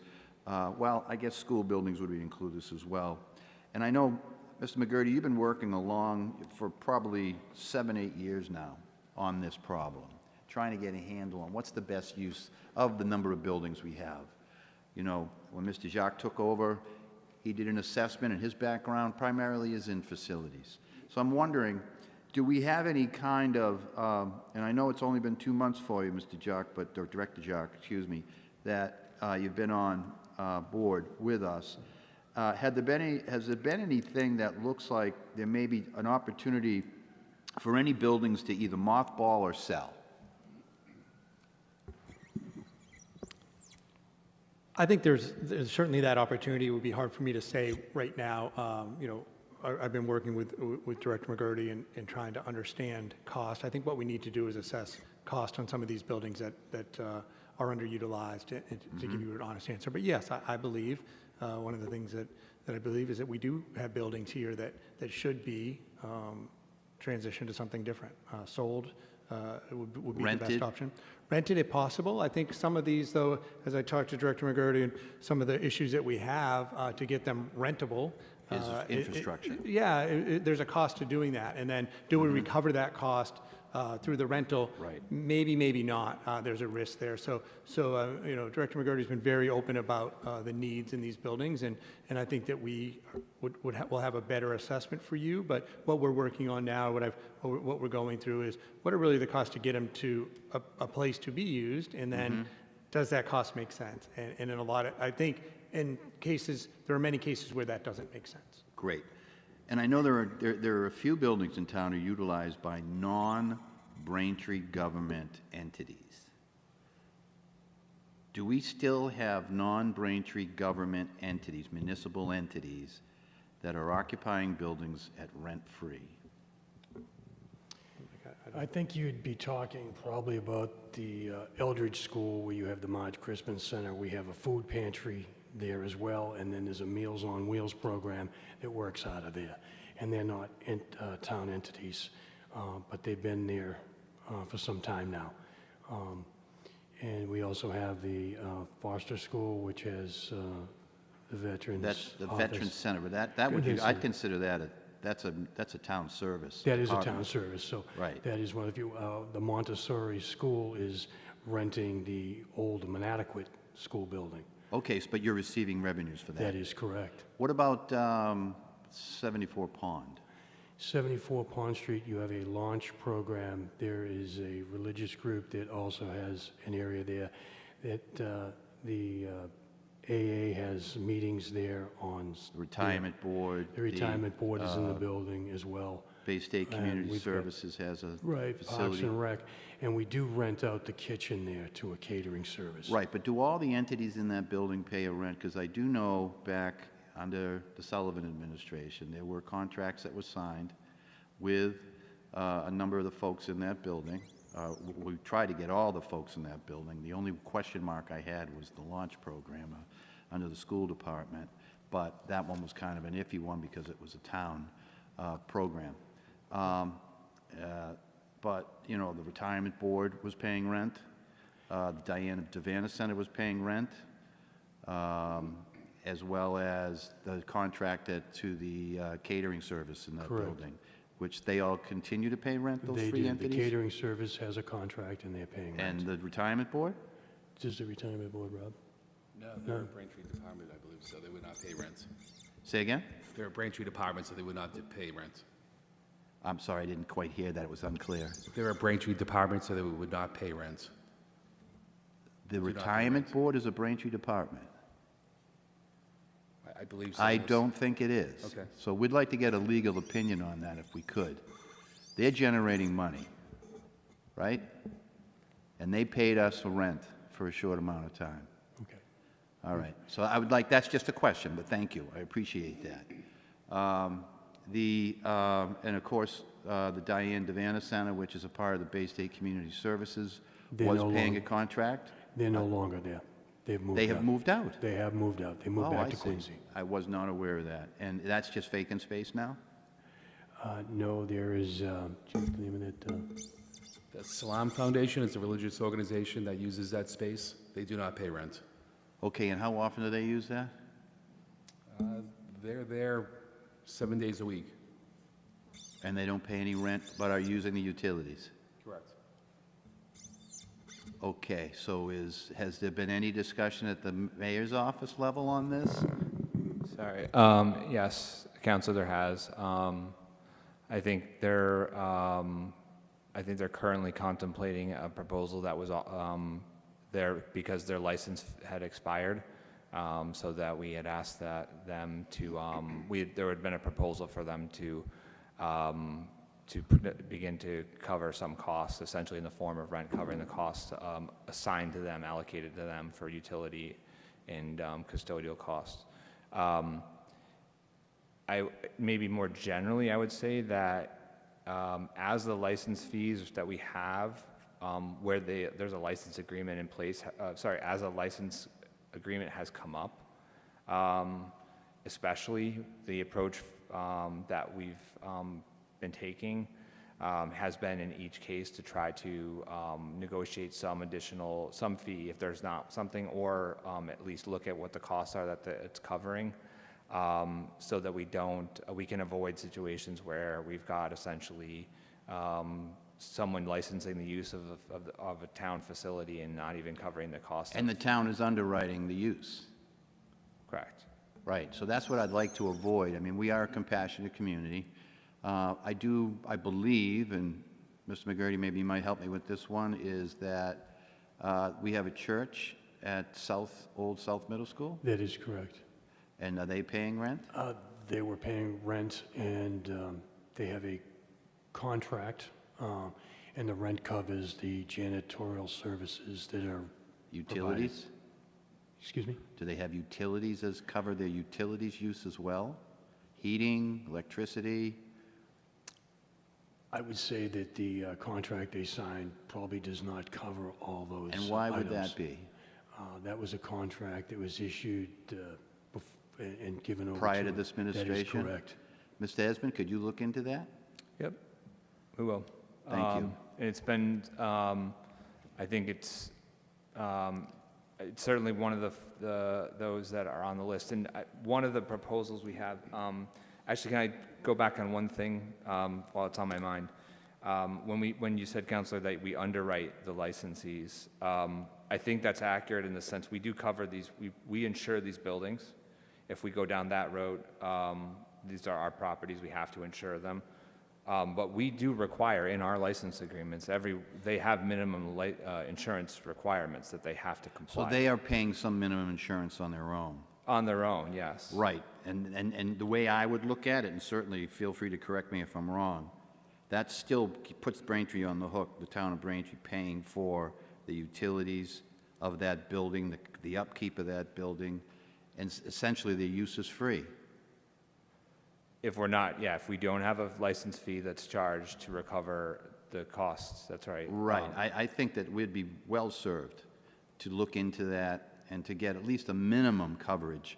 We're not looking to make a profit, certainly. I mean, we are a compassionate community, and we are a community in the sense of what we share and try to build as a community. So thank you for indulging me on those questions. Counselor, yes, sorry, go right ahead. The second point I was going to make is in the motions we filed this year, there's for the first time, a revolving trust that's proposed under DPW that would really be sort of help supplement the operational costs that Mike and Rob are facing from the facilities. The primary funding source will be the license fees that we generate in those facilities, as well as any existing operations, any community or other organization in the schools as well. Not to make a profit, but to cover the costs. I think one of the things that we'll continue to use that opportunity for also is to be better able to articulate what the costs are. There's a couple difficulties that are challenging that we've mutually shared between Mike and Rob and myself.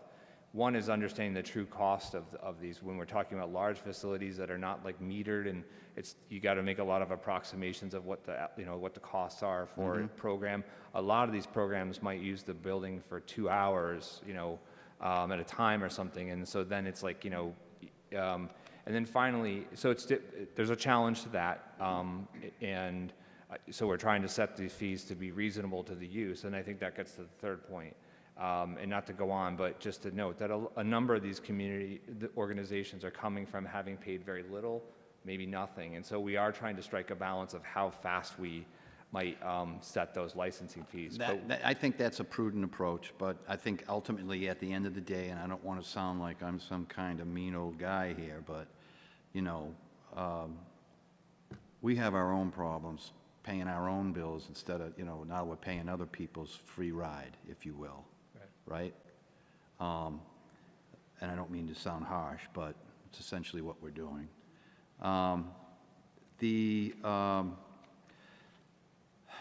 We also have, I believe, and maybe this is a better question for the schools, I'm not sure, don't we have some private entities that come in and offer before and after school services that are not part of the town? That is correct. Okay, are they paying for the use of our public buildings? They are. All of them? All of them. Rob runs that portion of the rental services with those organizations that are there. So if you have any questions, our base is one of them. Is there some type of a guideline or a program, Rob, that you use in setting the costs? So BASE, Braintree After School Enrichment Program, they've been a long-time renter of school property. Their agreement precedes myself and Director Esmond. Kiddos Land uses the Morrison School, so they're paying an Kiddos is paying, is BASE paying? They're both paying, yes. Okay, thank you. All right. And those are the only two programs I'm aware of that have Terrific. after-school programs. It's a good opportunity that works kind of, it aligns nicely, right? Those types of programs with the elementary schools. So thank you for that information. My last question will be on the Foster Veterans Building. I know that building has had some, part of the building is not utilized. Correct. And there's some maintenance work, some upgrade work that needs to be done to do that. Correct. And it looks like it would be a good opportunity. That also has a kitchen in it. Do you have any ideas about that, use of that build? Well, first of all, two things. One, the future state of the building, because the veteran community is very important to me, as you know. Sure, And absolutely. to you as well, being a veteran. Yes, sir. And I think it's a fantastic opportunity where we're servicing 3 different communities, and we're being paid. We have money that's offset from the town of Avon, the town of Holbrook, to use the veteran services, administrate veteran services out of that building, to have their own space, and then a little social space as well. I think that's a wonderful thing for our veterans community, and there's a lot of support from the community itself attending those events. What is the future of that building and the kind of cost you're facing? Well, that particular building is going to need extensive work. It's going to require a new roof. You're looking at probably somewhere a little over $1 million for that alone. The heating system, we keep it operational. It's a steam heating system. If we were to make a large investment into the building, you're looking at some extensive costs. You know, your investment with new windows in that building, new roof, new heating system, distribution system as well. You'd remove the steam.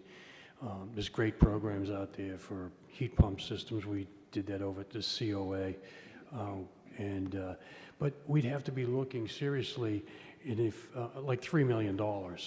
Yeah, and I would say just based on that alone, that, you know, that's a significant cost, and in and of itself, we'd be very hard pressed to pay for those and to justify those based on the building itself. Correct. Right, so I'd be interested to hear further on down the line when Director Jacques has the opportunity to have a more articulated suggestion or assessment of what all of our buildings accumulating, all of them together, what would be the best path forward. And, you know, moving, if it takes to move the Veteran Center out of there because the cost would just be too prohibitive for us to continue to use that building and fix that building to a minimum standard. So that information is very helpful. I appreciate it. So that is all that I have for you right now. I appreciate it. You're doing a great job. Facilities probably carries the lion's share of a lot of work in this community. It saved us a significant amount of money from contracting out. With the, I'm very pleased to hear about and the council's support of upgrading craftsmen's pay and positions. That was a very successful negotiation, and Mayor Joyce stepped up big on that one, and it was. You've multiplied your capabilities from my point of view. It does. It keeps good people in-house, and it's something that we were very happy to be able to do. Thank you. I Thank you. appreciate it. Thank you, Madam Chair. Thank you, Counselor. Counselor Maglio? Thank you. Hi there. I have Hi. a very quick question, and it may not be something that comes under your division, but again, I'm not sure where these things are now. The ramp to this building. Yes. Has been something that we've discussed every year since approving funds to bring the ramp into compliance. And I know that in general, a ramp to a back door is not considered in compliance, but that is the option we've been given, and so then we approved the funding, but I don't think it's happened. I know that the parking lot has been covered, but there's still that part and the ramp. Sure. The handicap ramp, the money that was allotted originally for it, fell about 50% short of what the bids that we tried to obtain on it. We're looking at it now to clean it up until we can come up with a new plan. And we've got some ideas that we're running by and working with the building department to bring it into compliance. But it's a pre-existing non-conforming so that we can continue to use it. So we're going to clean it up to use it. We're hoping probably within the next year to come up with a plan that we can afford that will coincide with the looks of the building, working with the Historic Commission because of the building itself in general. The asphalt area you're looking at outside, the mayor had requested some pricing and some numbers, and we did put them together through the highway department, and we're in the $80,000 neighborhood. So these are issues that we're working with Mike here, and those would be capital issues, and they would be good projects. And you are correct. It's something that needs to be long time due to be fixed. Okay. Glad it's still, something's moving It forward. is there, yes. Thank you. That's all. Thank you, Counselor. Counselor Flaherty? Thank you. So I'm going to reference a few of the different goals that are listed in connection with facilities. Sure. Because I think everyone's well aware that many of our buildings need a lot of work. But these are the things that have risen to the top. And so I want to, just understand what the goals entail. Sure. Because one of the things that's not on them is like a price point. None of your listed goals are associated with a price point because you weren't asked to put that down. But I am a little curious about a few of them. The page. That is page 154 and page 155 of the budget book. Okay. So I will start with goal number 5, which is demolition and reconstruction of the town hall portico. Now that was something that, as far as I know, we didn't see that coming necessarily. That was a surprise. That is correct. That was due to the cold winter, ice damming, getting into the cracks, causing the blocks up top to dislodge from their location where they were set in place. We took an emergency measure to remove them because it was a hazard. We brought in structural engineers, we looked at it. And again, this is an item that we brought to planning. We talked to Historic Commission about it to get the approval to do the work that we did. And with some CPC funds and then looking into a new plan for the future of that porte-cochere, one of the items is how does that get tied into potentially other designs with the porte-cochere that they talked about, some upgrades around Town Hall. So it's still out there. The question is, how far do we want to go on the project? You're looking, if we were to rebuild that porte-cochere, we could be looking at close to $1 million with some of the designs they talked about putting in there. Because once we start to manipulate that particular one we have out here, what we have, it's ADA compliant. Then we're talking about a new entryway to Town Hall, which totally changes the whole outlook of that. It's not just an open staircase. You're now looking at an enclosed structure, and then you're looking at a lift, and we'd have to change it, the ramp coming from the 3 sets of stairs inside, removing doors.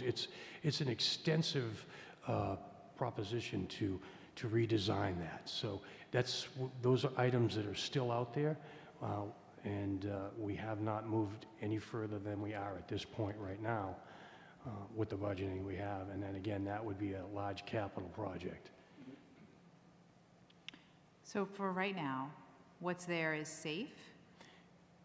That is correct. Right now, there's still a little work to do there. We're going to be painting it up. We've just come back to Town Hall. We just got through the heating season with the schools, which ties up our staff 7 days a week. So we're back here cleaning up the handicap ramp that we've got out there. We've made some repairs to the railings. We're stuccoing the side. We'll paint it up, clean it up, make it more appealing to the eye. And then the porte-cochere, we have some work to do there where we're going to do some painting around the edging that's involved with it and finish some of the trim work on it on a temporary basis. And temporary could be 24 months or more, depending on what kind of plan that we put together as a town. Do we incorporate the porte-cochere into a new handicap ramp and work them all into one larger project. And again, that would fall under a capital expense, and that's something that we're open to discuss, obviously. Okay, well, as the seat of our local government, it's critically important for everybody to be able to access our building. And I'm glad that you were able to make that emergency repair. But it continues to be troubling how much in danger any of our given buildings might be to like potentially catastrophic failure. I don't know, that's not the right word exactly, but damage, or they need repair to avoid catastrophe.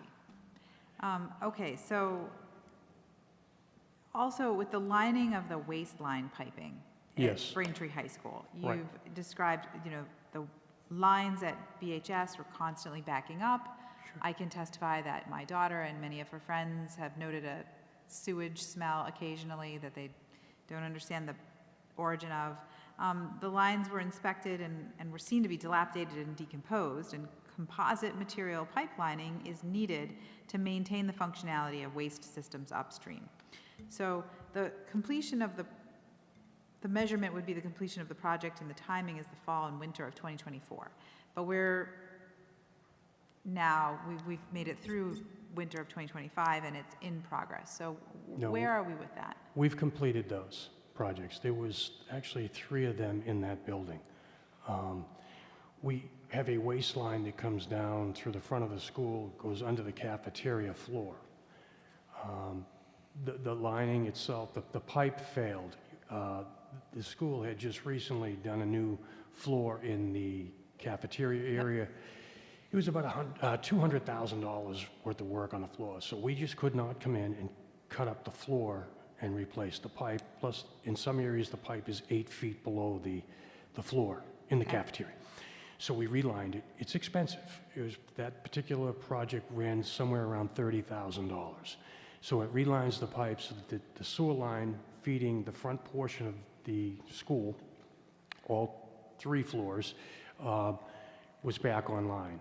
We had the same problem with the center of the school classroom area, which is the BC wing of the school. We had the same exact problem with the piping. We were getting backups and having those sewer smells.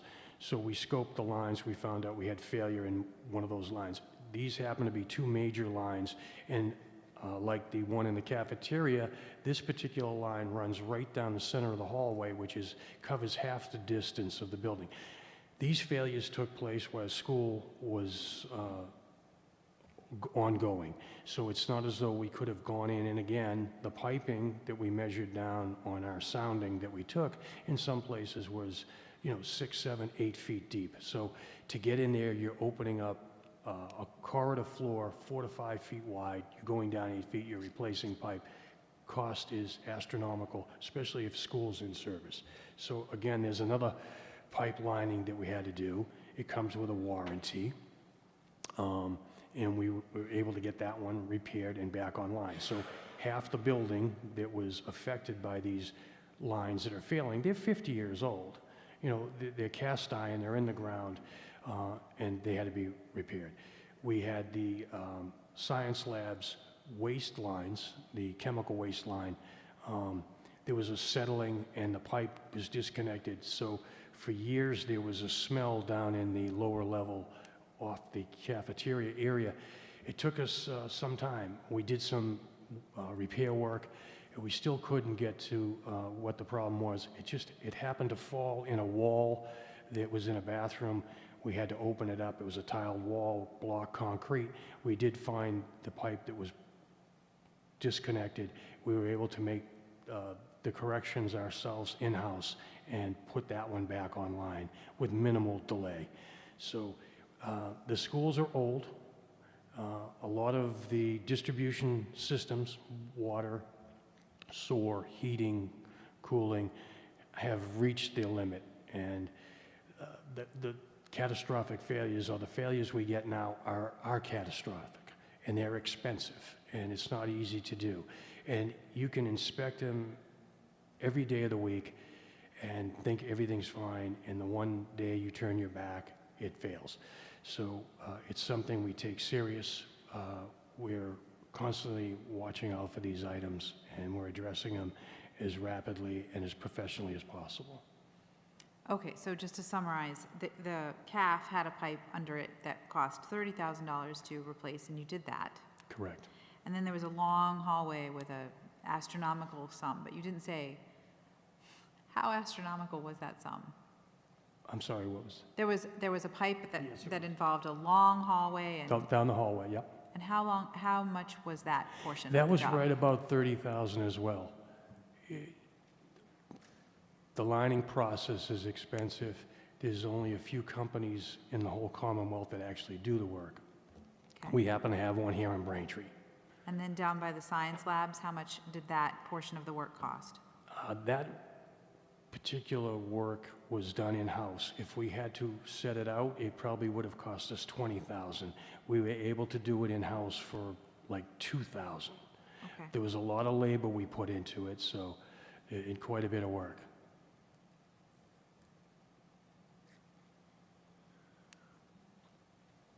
Okay, and it's good to know that that got taken care of, but I think it's fair to note that there's many improvements that we would like to see to our schools, but we're not really able to proceed with those because the attention of your staff seems to be constantly directed to preventing catastrophic failure. That is correct. Right now, we are still putting out fires, as they say. It's very, the schools, as we got involved with the schools, and rightfully so, because they have taken 90% of our workforce, what we used to use in just towns, now everything is focused on schools. And we have to. That's where our biggest problems are. That's where our most antiquated systems are. The winter is a long winter for us because it's keeping those heating systems operational. We had a failure at the Old South. We had to replace one of the steam boiler. The one steam boiler there had to be replaced in just as the beginning of the winter came on. It was unexpected. We've worked with that equipment, never had an issue with it, and then it just failed.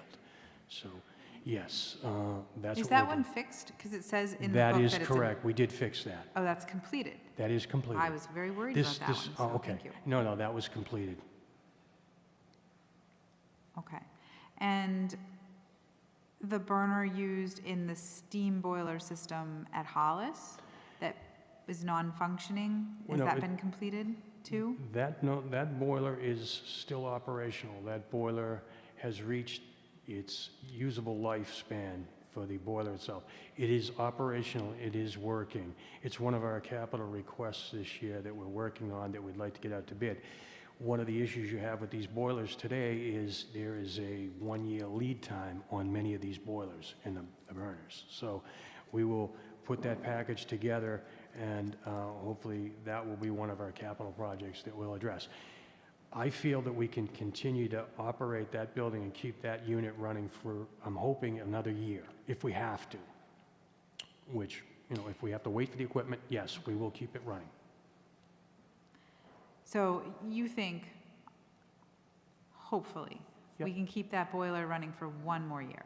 I would think yes. Okay. And then we have to, obviously, if we continue to use the building, we would have to heat it. So how much would a replacement system cost? I would estimate the replacement cost on that unit to be somewhere around $80,000 to $110,000.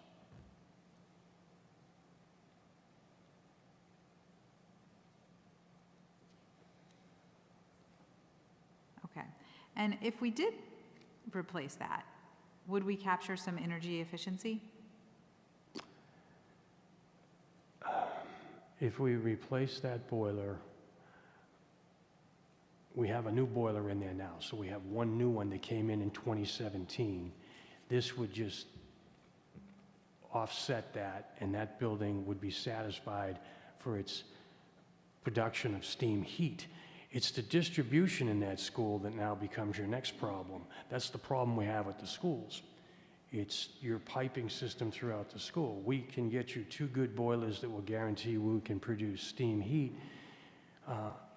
I wouldn't bet on the distribution system in the school. We've done major repair work in that the previous year, where we changed main steam pipes through the cafeteria, gymnasium, and we did that while school was in operation. So I don't know if Okay, well, I can tell that you have a very, very comprehensive knowledge of every problem that we have in our schools, and it is just overwhelming to think about it, to be honest. And I know I've only these seem to be the things that rose to the top in terms of the goals for 2025, but I think that we have a lot of work to do to figure out a way to fund our schools and have appropriate facilities for our teachers and students to do their work in.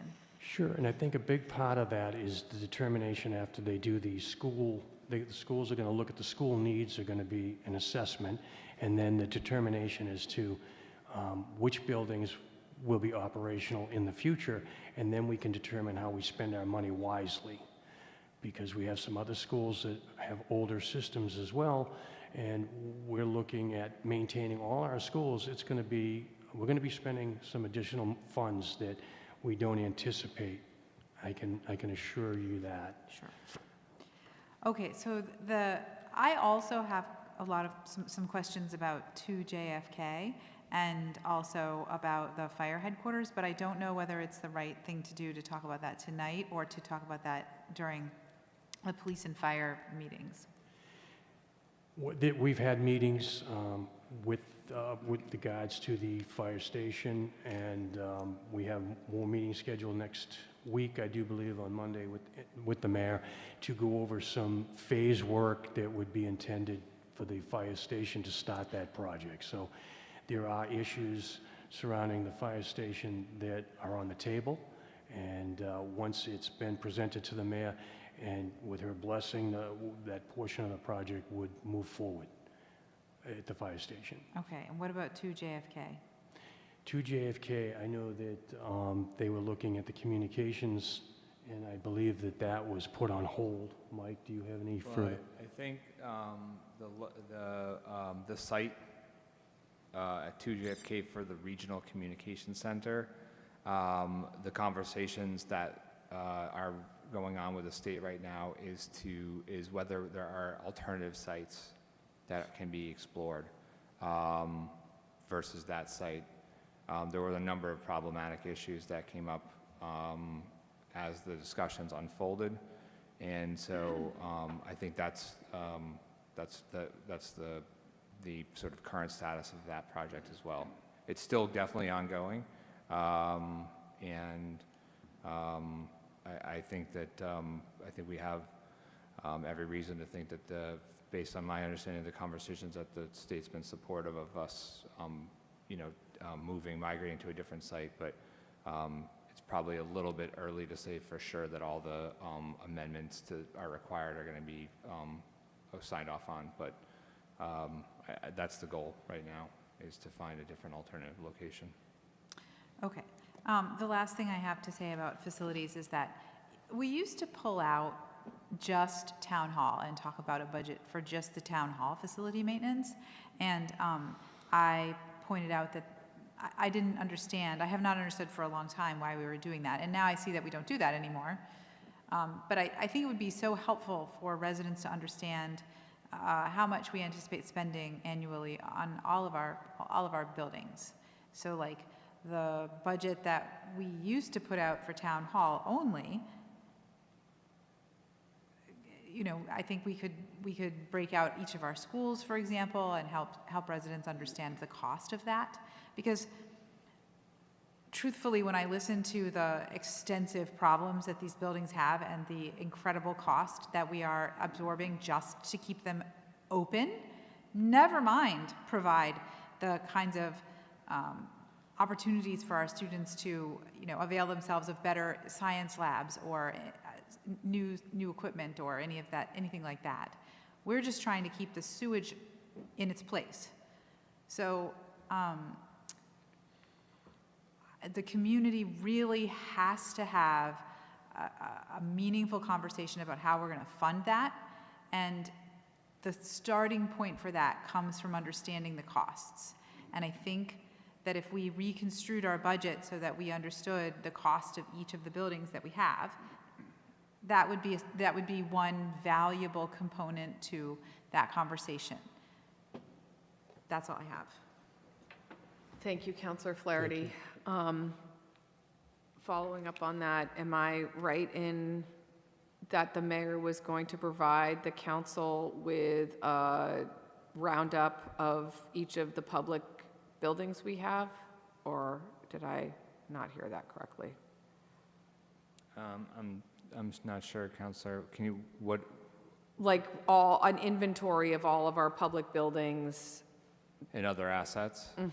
Is that forthcoming or no? I think that's a project that Ryan Egan, our economic development manager, has been working on. Okay, I think Councilor Flaherty's point is incredibly valuable. Like, it's very hard for us to advocate for certain things without a handle on the cost, right? And to understand Hollis, just to keep the lights on, the heat going, and the toilets flushing is this much money, et cetera, et cetera. So Correct. I will echo that request and thank you for bringing it up.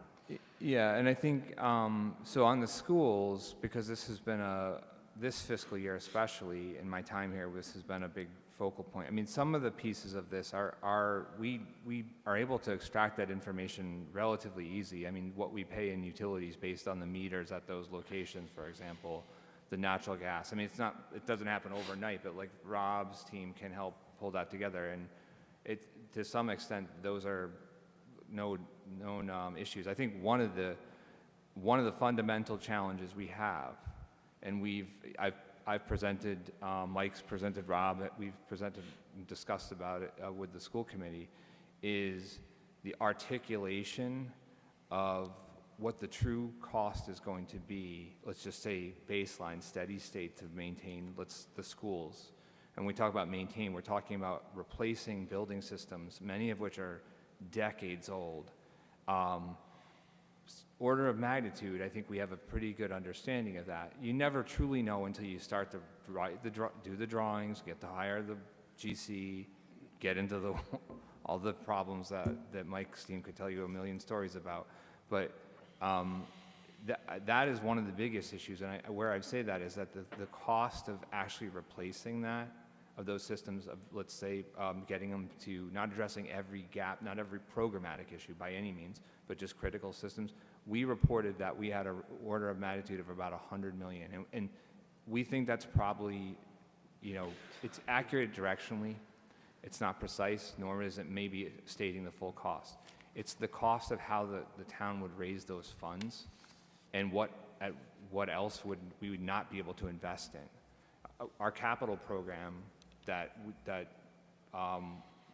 through 25 is roughly $5 to $6 million of bonded general fund dollars at the current sustained in the mayor's budget right now. Now that can grow somewhat as revenues grow, but if we stay at that target we have, it's going to be, you can imagine, it's going to be very difficult for us to find the resources in that level of that budget to be able to address some of these issues. And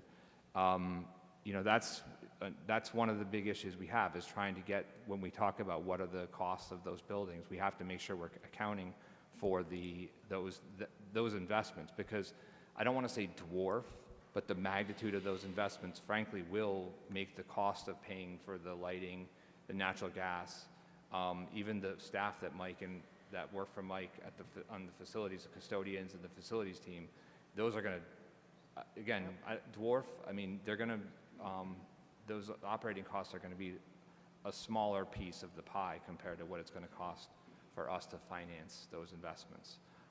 And so I think that's going to be a big part of, some of the things that we're looking at. And I think there's still open questions that we need to look at. There's been work that have been done on these facilities as far as the cost assessments, but there's some places they need to be updated, and probably also continue to look at, to make sure that we're prioritizing them. But every facility has a substantial price tag, besides the middle schools. Thank you for clarifying that. That's very helpful. Okay, I have, I think, maybe two questions, and it's related to the Green Communities Act. So in 2020, Department of Energy Resources granted us green community status.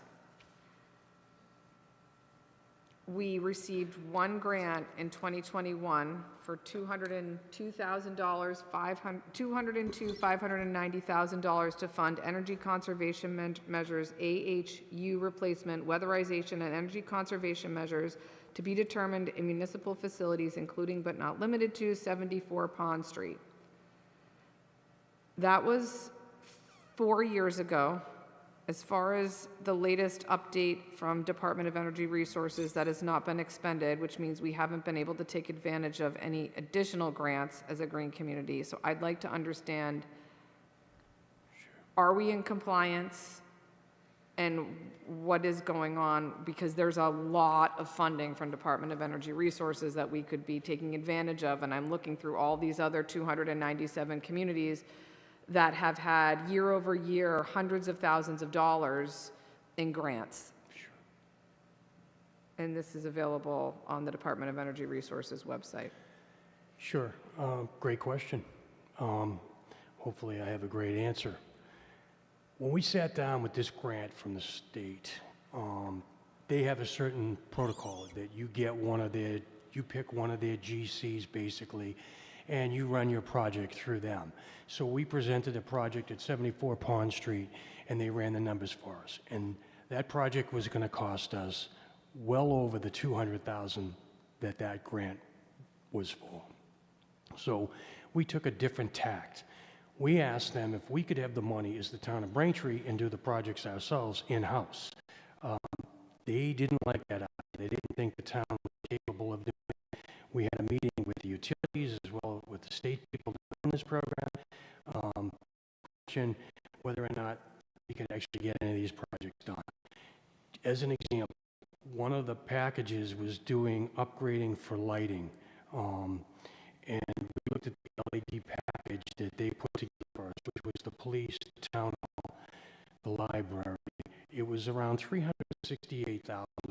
That's what if we came up with close to $200,000, totaling $360,000, we could have got LED lighting in those buildings. Well, we bought the LED lighting, we got the money back on the rebates, and we installed the lighting in-house. We did it in this building, we did it in the police station, we did it at 74 Pond Street, we did it at 85 Quincy Ave, and we did the library, all for under $60,000.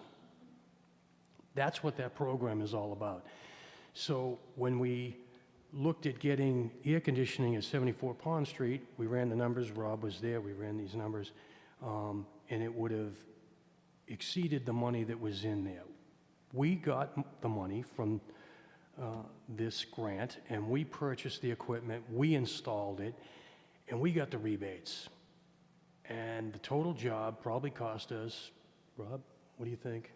You have the numbers there. Yeah, so for 74 Pond Street, we spent $107,000 for the installation of heat pumps. That provided heat and cooling for that building. In addition, we also put in heat pumps on the Council of Aging, providing heating and cooling for that building as well. So that was about $88,000. So we've expended almost all of the $202,000 that we received. Okay, so the grant money is being used. Oh, absolutely it is. We have one last project outstanding. It's weatherization of 3 buildings, the COA, the March Christmas Center, and Colbert Building. That should cost about $10,000. Amongst those 3 things, we should expend the entire grant. And is there plans for then applying for the next tranche of funding for this coming year, or whatever Yeah. their grant cycle is? So the next tranche is a competitive grant. We'd have to compete it against every other grant community. And it's based on the ROI of the investment of the project that we come up with. A lot of our projects are very expensive projects, so for us to expend $1 million on a roof at, say, Morrison, we might not, as a town, have that $1 million to spend on the roof. That might be an eligible project.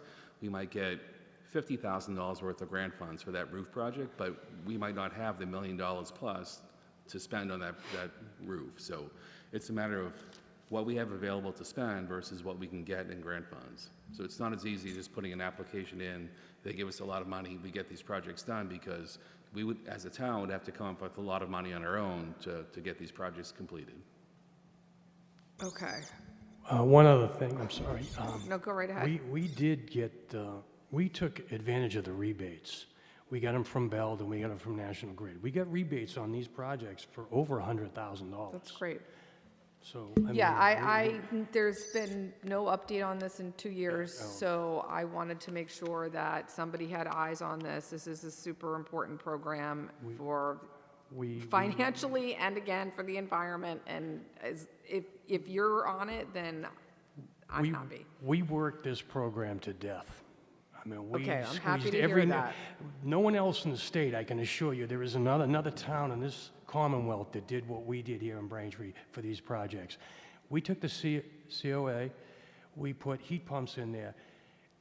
The steam system that heated that building was the primary heating system. We had to turn it on once a week just to make sure it was going to continue to run.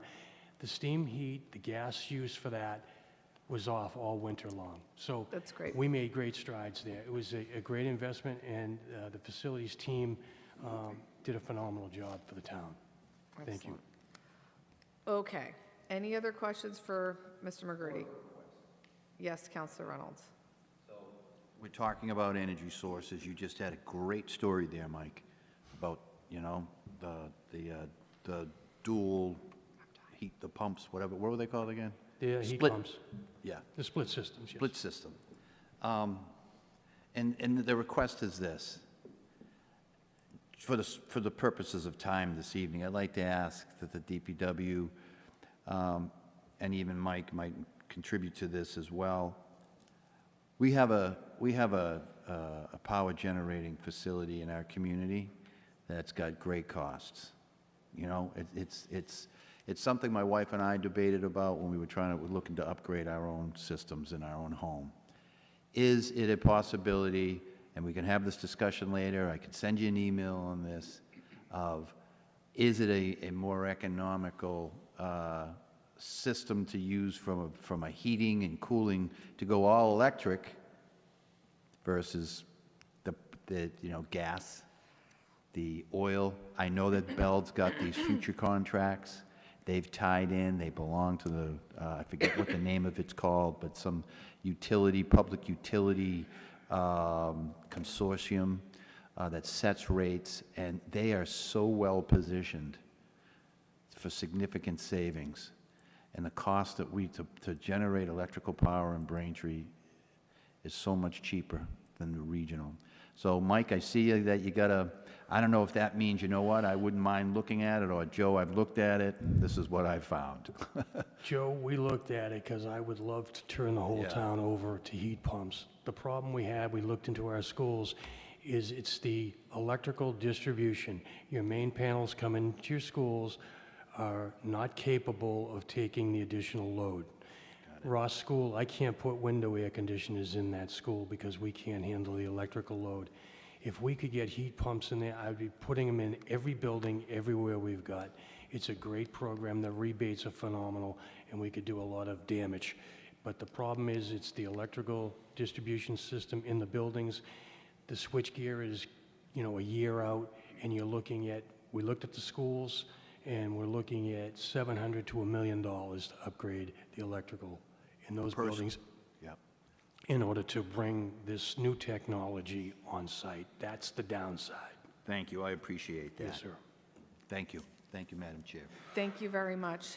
Okay, so I first want to acknowledge the staff who are still here tonight. I know it has been a very long day, and we still have our revolving funds. So what I would propose is, and so thank you for being with us this evening.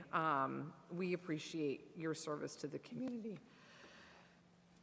I would ask if there is a motion to take a 5-minute recess. We can reconvene at 9:15 so that everyone can take a quick stretch break, and then we'll wrap up with our enterprise funds. And we have one, which we already really discussed, 25026, which is a new revolving fund.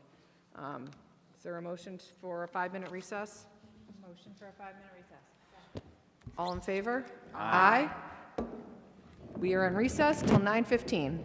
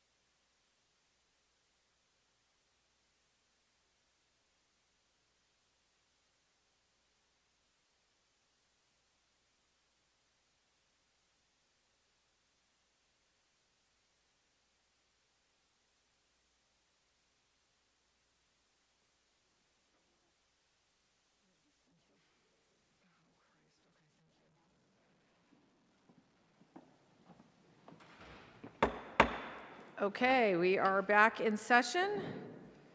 Thank you, everyone, for sticking with us this evening. We are now going to be moving on to our revolving funds. We have sewer, water, and stormwater. So we can start with sewer. Good evening, Mr. Dutton. Thank you for being here tonight. I don't know if there's any preamble you want to deliver, or No. well, and we can do sewer and water together since you cover both of those. Do any of the counselors have any questions that would like to start us off tonight? Find this in the book.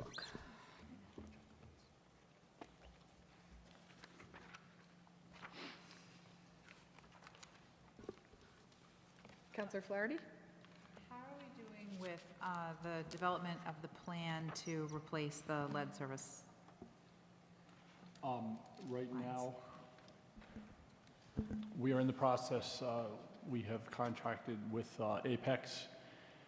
We have the inventory now. What they're doing is representatives from Apex are in our building, and they are going through each of the cards to make sure that all the information that we have is in fact in that inventory. So they're like double checking the inventory? Yes. And then what, it is my understanding that the cost of making these replacements is just staggering. Do we have an inkling of a plan for how to cover that cost? So once we have the inventory done, the town has, correct me if I'm wrong, John, 3 years to come up with a plan and then implement it. So we have 3 years to come up with a plan. Yep. When did the clock start ticking on that? Oh, here he comes. Good evening. So the clock actually started ticking in October of 2024, when our initial inventory was done.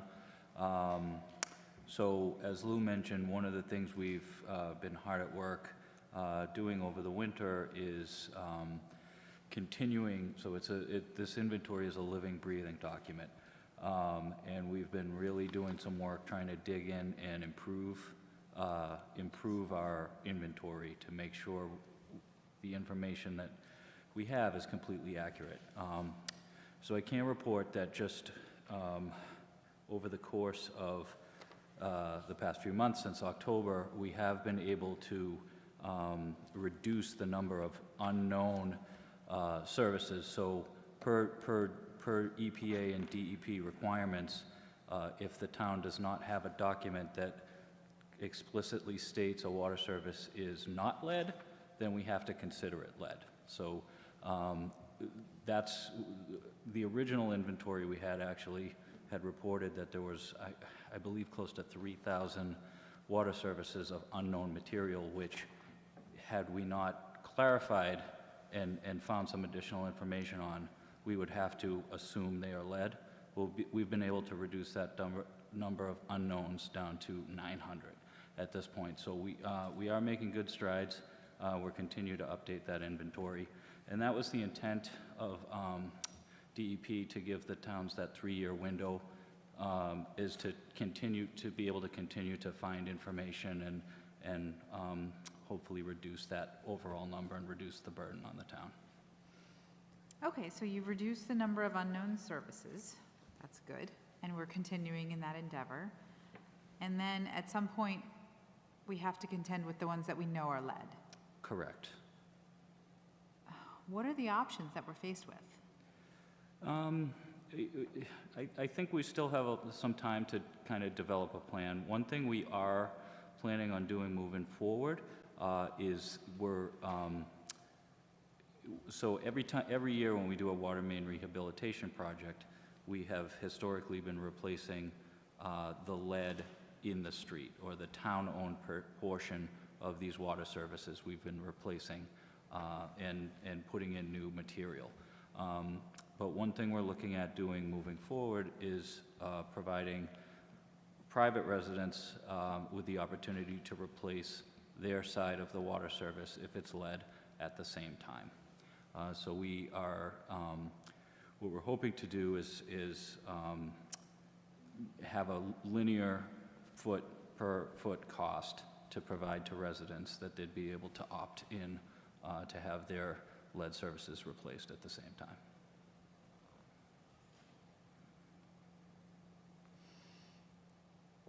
Do you have like a ballpark number for what that linear per foot cost would look like? I don't yet. I don't yet. I can, I wouldn't want to speculate, Okay. but I do think we'll be able to, if we do bid that type of work with the town work, we will be able to pass along, you know, an economy of scale and a savings to the residents to be able to do that work. Okay, those are my questions. Thank you very much. Thank you, Councillor Flaherty. Any other questions? Councillor Reynolds? Thank you, Madam Chair, and welcome. Good to see you. So in looking over the water and sewer budget, I mean, if you look at the grand total, so this is, I'm thinking, if I look at the grand total, you're actually coming in less money this year than you had expended last year.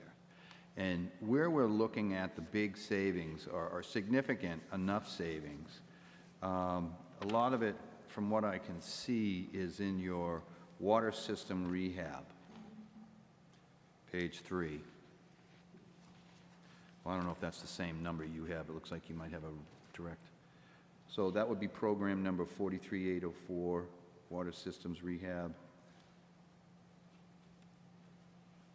So particularly start off with, you know, you've made you've dropped a significant in labor custodian mechanic number from a 590, 718 to a 526, 881. We have right now 3 positions that are unfilled. So I'm sorry? We have 3 positions right now that are unfilled. Unfilled? Correct. Okay, and is that affecting you at all operationally at this point? Any concerns?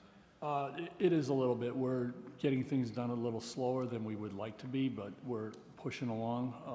Our hope is to get these positions filled as soon as possible, even if we have to go the casual route for now, just to get some bodies in there, and then, you know, let them work towards getting the required licenses. And that's the problem that we're having, is these positions require licenses. That was my next question. So, and I know you've done this in the past.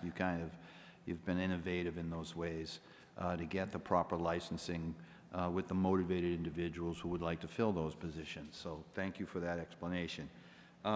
Consultants, you've dropped $10,000. Any idea, are those your normal consultants, like for, you'd bring in those folks to calculate the new water fees and all of that other stuff, water and sewer fees? Is that attributable to that, or? It'd be any consultants for just general consulting, or, you know, whatever projects that we may have. It's just a reduction in it. It's a reduction, and are you picking up, is there a drop-off of what exactly they're consulting on? Or are you transferring some of that more to experience in-house, or? Some of it we can do in-house. I mean, a lot of our water projects now we do in-house. Got it. Great, thank you. And leak detection as well. Excellent, excellent, thank you. Again, let's see, labor custodians. Then, I know we've had this conversation in the past a couple of different times, Lou, about the water meter programs. I know that you revamped that program over the last few years, and it looks like you're seeing the results of it, all right? Water meter commercial, water meter residential, line items 578018, 58, 5,000. Can you give us just a little recap of what those savings are attributable to? So what we've had in the past was we've had problems with commercial properties doing the proper testing on the water meters. So a certain size, usually over 2 inches, they had to be calibrated twice a year, the results sent back to the department. They weren't doing it, so we knew that we had problems out there. A lot of these meters were older. The compound meters could not be trusted. So we were finally able to take over the commercial meters, and by doing so now we're getting newer meters in there, which is generating more revenue. So we're seeing a little more revenue coming in, and now, you know, we have a better control over replacing these meters when they're supposed to be replaced. And so your outlay to increase that revenue is actually, that is decreasing as well because of the efficiencies that you've implemented across the commercial systems. Excellent, thank you. I'd like to, you know, we scrutinize costs, but we do also feel, I feel, and I know my other fellow councils feel the same, we do have to recognize the good stories of this cost savings, tactical and strategic decisions that your department is making, and that's greatly appreciated. Future Tri-Town debt services. In the water, I see we've dropped a pretty good amount, looks like around $3,300,000. What is that attributable to? That is line item 59-1000. So, Counselor, for the first year, beginning in fiscal '26, this fund will begin to repay the loans.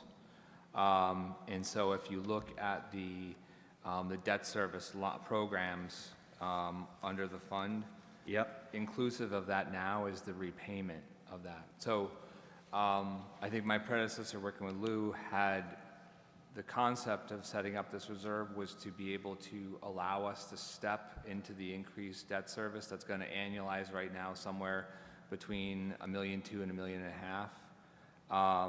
hopefully lower. It all depends on how much of the principal forgiveness program is available as they issue.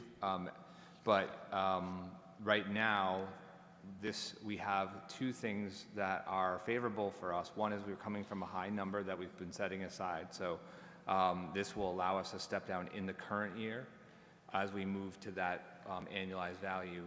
But secondarily, we've built all those savings have been inured essentially into the retained earnings, which is over $10 million this year.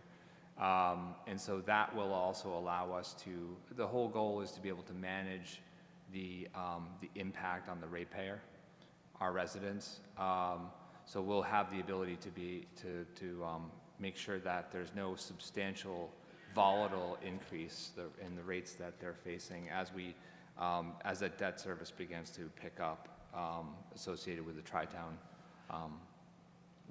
borrowing. Excellent, because I see that kind of as a continuation.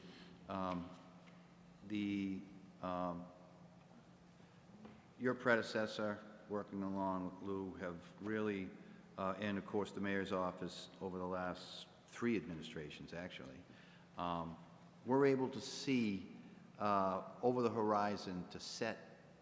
You started taking a little money and putting it aside, more and more, incremental increases that have really served the ratepayer well in our community. Yes, we've seen our rates go up, but they could have been a lot higher. Because of these preemptive moves, it saved the ratepayer quite a bit of money, and it's putting the town from a debt service, I believe, also in a little bit of a better position. And to your point, Mike, about how, you know, hopefully we're going to be, some of our partners here, the lenders and the bond issuers are going to, we're going to realize a little bit more of a discount. Yeah. Great, thank you. Thank you, Counselor. Counselor Maglio, did you have any questions? Yes, I do. Thank you. What are the 3 positions that need to be filled? There are 2 heavy motor equipment operators and 1 system maintenance craftsman. Okay, thank you. So the subject that I'd like to address, and I know that there's no real immediate or easy answer to this, but it's an opportunity to revisit it, is the sewage releases, the sewage outflows that go into the Monadequat River and to the Four River Basin when the weather overwhelms our systems. Can you give some sort of a sense of where we are? I know that it's a number of years of replacing and working your way all the way to the end, and I know that that's ongoing. Is there any sense of where we are with that you could share? Well, thank you, Counselor. It is very much just an ongoing battle, so to speak. As you know, we are under an administrative order by the EPA to take some very direct steps to try to reduce these sanitary sewer overflows, which we are meeting all those requirements. So we're doing things like modeling our sewer system. We continue to do that. We've already done a very aggressive smoke testing program. We've smoke tested the entire town over the course of a 3-year period, so we were able to identify some inflow sources that way. This year, we're planning to start spending some additional funding annually to increase the size of our annual II reduction projects. So we're looking at expanding those and doing a little bit more footage per year. What we have learned since we really started looking at this over the past few years, you know, under the direction of the EPA, is that there's not really a one smoking gun type of thing that we can just go out and fix and the problem goes away. It is systemic, and it is something that we're just going to have to keep working at. Is there any solution that could be almost an external solution to this, so that when these pipes overflow and we turn it on and we see the raw sewage come out into that little part of the water there, that there's all those different outflows, is there an external solution? Are there things that could be put in the water that would act as some sort of a filter or additional drain? Unfortunately, no. You know, sewer treatment is a very complex process and very expensive process, and you've seen sewer treatment plants that, you know, have all sorts of processes and collect, you know, sewage for treatment before it's discharged to water bodies. So, you know, to be able to do that in such a small space for us, you know, a relatively infrequent event is not really something that we could do. Okay, so no underwater storage or anything like that? Larger area of the... Unfortunately, no. Part of what we are doing when we're looking at our system modeling is trying to come up with creative ways to perhaps reroute some of the flows, and that's one of the things that we continue to look at. But again, there's no real simple solution that we have identified yet. Okay. All right. Thank you. Sure. Thank you, Counselor. And I appreciate that question. That was also on my list, so thank you for asking. I would think it would be useful if, I don't see anything in the trends and metrics table that indicates progress on SSO remediation, so just offer that up for next year, or if we can get an understanding of how that's being measured. You know, I don't even know how you guys are, we're chipping away, yes, but like, how do we measure progress? How do we, where's our to go? And if that's something that can be supplied in short term, in short order, that would be super helpful. I have a couple of quick questions. Are we on pace for completion of the water treatment plant? It's the end of this year? As of the last meeting, we are on schedule. Oh, that's great. So it's the end of January 26th. Okay, For right. substantial completion. Great. And will it be, is that when it's substantial completion in service? That's when we start it up and we start doing all the testing on all the equipment, getting the plant slowly up and running. It'll start up 10%, 15%, and then as we ramp up the treatment plant, then Randolph, Holbrook, and Braintree, we start ramping down on the other. Oh, that's great. That's great news. Excellent.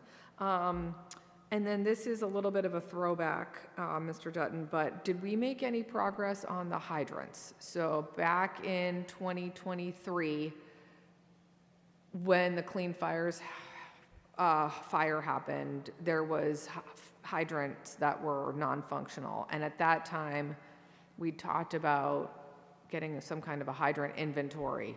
Has that been done? Oh, yeah. We always had a hydrant inventory. The problem with that area was we were right in the middle of the Quincy Avenue water project. So since then, that whole main down Quincy Avenue has been replaced, and then the water main on Hill Ave was continued all the way up, so now it's all looped in. Okay, so all of the hydrants are now looped in? Yep. And, okay, that problem has been eliminated? Yes, and then all the repairs on all the hydrants from that flushing have all been completed, and we are now in the process of doing our 2025 flushing program right now. Okay, thank you. I will just add that we did, Clean Harbors did actually fund that work for the town. So Great. We worked with Clean Harbors for them to fund extending the water main along Hill Avenue to provide some more hydrant coverage. Excellent. Well, that sounds like fair mitigation. Councilor Maglio? They funded a hydrant to come in much closer to them and to build their capacity. On the municipal side, yes. Yeah. Yes. That's Yeah, great. not a private hydrant. Yeah, that is great. Thank you. I think that is all I have for now. Thank you so, Director Esmond, go right ahead. Madam Chair, I just thought maybe worth noting right now, what this budget structure does not reflect is the operations of the Tri-Town plant. So Lou, the team at Apex, other members in the Braintree side, and ultimately, eventually the other two communities will have to hash out what that is going to look like. So we're in the process right now of working on the structure of that, and then also, identifying then the dollar, sort of the corresponding dollar amounts that will happen. So I would anticipate, just to probably put emphasis on this, that at some point in the fall, when those details are clear, as we're presenting it to the Tri-Town Board, we will start to be able to have the numbers to come back to Ways and Means and Town Council about an amendment to this budget that will reflect the operating structure. And I think we'll probably say, it'll probably take a couple years as that builds out to really kind of get the true sense. The operating budget for the facility, Lou's already prepared one, but there's a lot of sort of working that through the process with the Tri-Town Board, which is really, right now, still has a lot of details it needs to fill out as well. So, sorry to interrupt, but it just felt like it was probably an important point to put emphasis to, because this is getting closer to being operational. Yeah, very much appreciate that. I don't even know that we would have recognized that, so thank you for that level of transparency, Director Esmond. We will look forward to those details. There's almost no price you can put on the importance of clean water, so thank you. Anything else for water sewer? Otherwise, we can move on to stormwater. Okay. Thank you so much, Ms. Waite, for sticking it out with us. We are grateful. Thank you. Good evening, Madam Chair. I'm hanging in there. Thank you. All right. I don't know if you have anything you wanted to provide us to start? Just a little. I'll be very brief. Something I noticed as I was looking back at our own budget preparing for this evening is that I used the word MS4 a whole bunch of times without defining it. It stands for Municipal Separate Storm Sewer System. So we have a separate storm drain system from our sanitary sewer that Mr. Dutton just talked about. So that's what MS4 means. And that's how we manage. I think that was one of my questions. And in our budget, just some quick on the major changes, there's a reduction in consultants.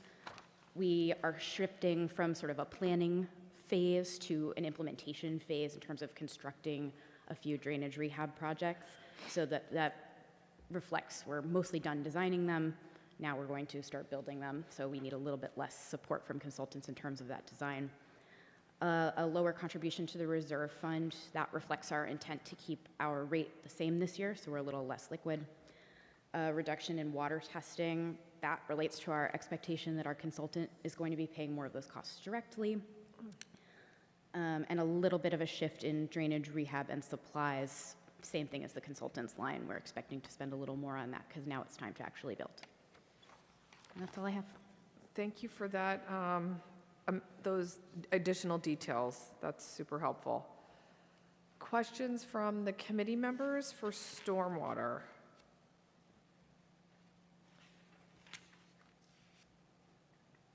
I will just offer up that I really, you guys do an unbelievable job with your infographics and the public outreach and the public information, and I don't know if you can, is that grant-funded work, or is that coming out of your office, or?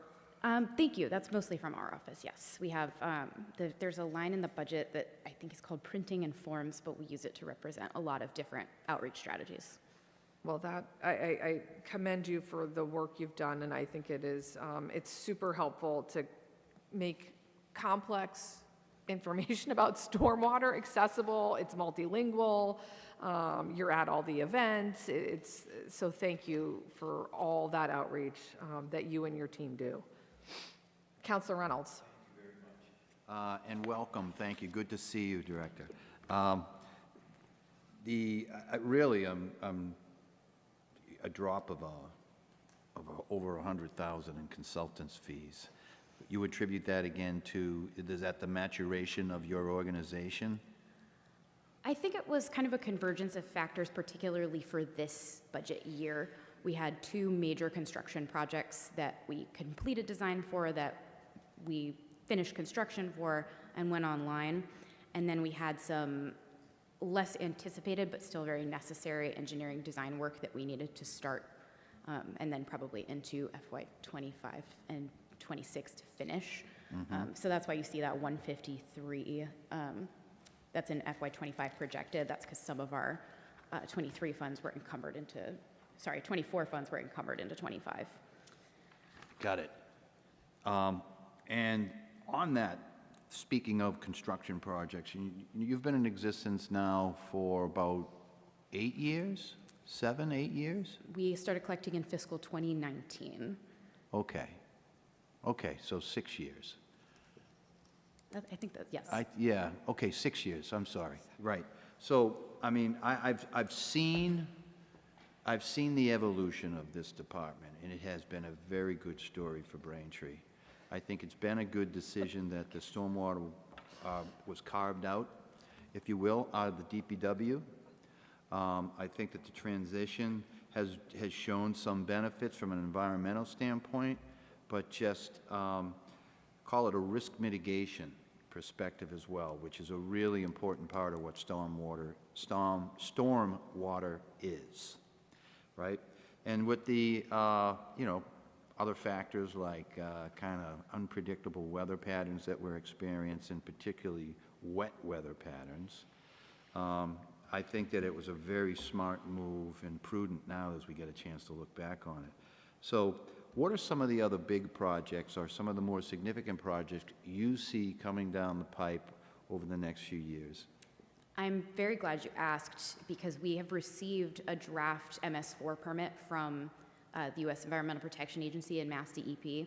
So the permit that we operate under now is about to undergo sort of its upgrade, which means for us, our expenses are going to increase. Some of the things in that draft permit might not be final, so I don't want to talk about anything that might not actually be required of us this evening, but I'm happy to talk about it a little bit later as it gets finalized. But we are, as the town, providing comments on that permit, sort of trying to support the programs that we think deserve support and that we can execute well and responsibly with ratepayer funds, and also to push back on some of those draft requirements that look a little too expensive or not like they're going to get us significant water quality for significant expenditure. Great. And would you gauge, or would you dare to say that Braintree is a leader in stormwater, municipal stormwater? I would say Braintree, yes, and any community that uses a stormwater utility. We get the sort of the group of us, the cohort of us that have utilities, I recently spoke about this at kind of a group of counterparts, and everybody who has a utility, we're always talking about, what's your budget look like? How do you get it passed is obviously the question we hear all the time, and everybody who doesn't have one wants one very badly. Okay, so that is a great story to hear. Let me now ask you, do you foresee any significant challenges ahead for you for the stormwater management program? For the program itself, I know we've had an unfilled position in our division that we're working on filling, and I sort of keep a list on my computer desktop of strategic stuff that I would love to be working on that I just don't have the capacity to be doing right now. And I think for us in the town of Braintree, one of the number one things we would like to do is sort of systematically go through every account and make sure that the billing is accurate and complete. Because I know we have some situations where we have parking lots that didn't have a water meter, so they didn't get incorporated into the original billing, situations like that. That's prudent. Thank you very much. But it sounds like you don't have anything that's particularly keeping you awake at night. I worry the most about flooding, but we work on projects to reduce flooding wherever we can, and that's what our engineering and implementation is for, as well as sort of the ongoing O&M. The catch basin cleaning is a huge part of that. Keeping those catch basins clean is a massive part of our work as well, and keeping actual drain lines clean. That's stuff that the field staff are in charge of and take a huge initiative on, and they are superstars. We are extremely lucky to have that staff. Great. I do sponsor a sewer in front of my house, a drain. So I'm in part of your program. Adopt a drain. Yeah, you can adopt a drain. Thank you. Thank you, Thank you, Counselor. appreciate it. Counselor Flaherty? Thank you. So on the subject of catch basins, I was looking at the trends and metrics that are listed on page 169 of the budget book. And how many catch basins does Braintree have? We have about 4,000. So 4,000. And do we just clean them on a rotational basis, or do we inspect each one of them and just clean the ones that we have to clean, that look like they need it? It's a bit of a hybrid system in that sense. We know that there are some that get filled up quickly. They might be on main roads. They might only be like a foot deep, so we know we need to get to them more frequently. In a perfect world, the way the MS4 permit structures it is no catch basin sump should ever be more than 50% full. So the distance from the bottom to the distance of the outlet pipe should never be more than halfway from the bottom up to the outlet pipe. That's the goal that we're always striving to achieve. The best way to do that is mostly just to rotationally get through them and clean them out. If there's one that has had a long time to wait its turn, that one's probably the highest priority. Okay, because I noticed that in FY23, there were 1,122 basins cleaned, and then in 24, there were only less than, well, about half that. So, and then in 26, we're looking to try to get to 1,200 of them. That is definitely an ideal scenario, sort of look ahead. We are really struggling with one of our catch basin trucks. It's very old. It's in 1999. It's not always roadworthy. And the company that usually services the crane and the clamshell portion of the truck is very concerned about its ability to actually function. So when that truck is down, which is most of the time, we aren't able to use it. You need a new truck. All right. We did replace one, so we just got to replace the second one. Okay, thank you. Thank you, Counselor. Counselor Maglio. Thank you. So to follow up just on that point, so what do you think will change between now and FY26 on there'll be such an increase, well, or maybe from 24 to 26? I think we're hoping to have that truck on the road as much as possible. And if it turns out, if we're looking at catch basins and finding that there's a significant issue where we're not meeting our compliance goal for the MS4 permit, I will have to look into help from the private sector. We've done that in the past where we've had to add it on. Gotcha. You mentioned that there's 2 positions that are unfilled. Did you say 2 or 3? 1. Oh, 1. Okay. And is that funded? That's in your budget, Yes. right? It's just done, okay, great. The last thing is the visual that you put in here that Councilor Barrica mentioned, I wanted to also comment on. These infographics are amazing. They convey so much information that is pretty complicated for people like me, who really don't have this kind of an engineering or infrastructure background, but who need to be able to discuss it from time to time and to be able to show people what that is. And I also want to thank you, because the one that's in here is the one from Watson Park, which was... This is the Elder Affairs one. Which, I'm sorry? This is the Elder Affairs one. That one's the Elder Affairs that was in this book? On page 164, yes.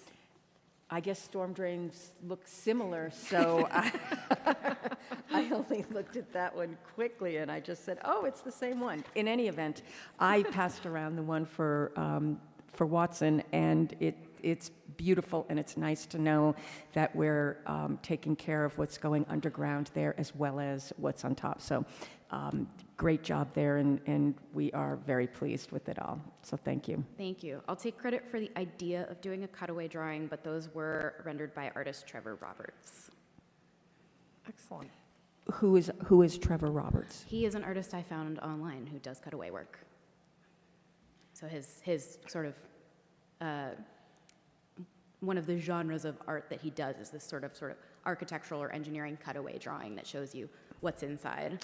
Well, he was a good find. Thank you. That's it. Yeah, excellent. Really appreciate all the work you and your department do every day. Any other questions for stormwater? Going once, going twice. Okay. All right. I believe that wraps up there was one more revolving fund, which was the tree replacement fund, which I think actually everyone here voted on initially when we set that up. Any questions? Okay. Yes. For a replacement tree. I believe the mayor's working on that, right? Is it, or is it? A price sheet? Do we have a price yet? I know we need the committee, but... Or it was two. I think, Ben, if you're still correct me, but I think we work on like $800 for the side to replace the tree. I believe that's what we're working on now. $800 for a replacement tree? Yeah, it depends. Again, we're looking at the size of tree, diameter. We go by a diameter, but I think for the general tree, when we look at it, it's like $800 to replace the tree. Interesting. Okay, thank you. Okay. Okay.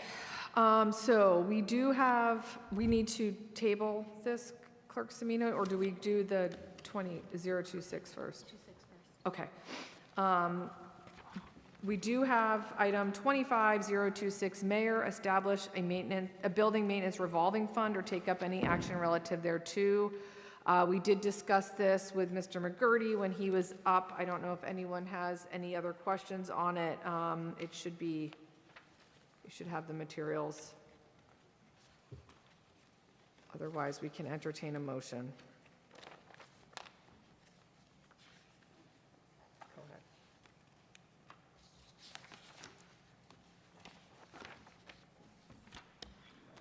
Okay, I would move for a favorable recommendation to the full council on the following motion: to amend municipal code 3.140.050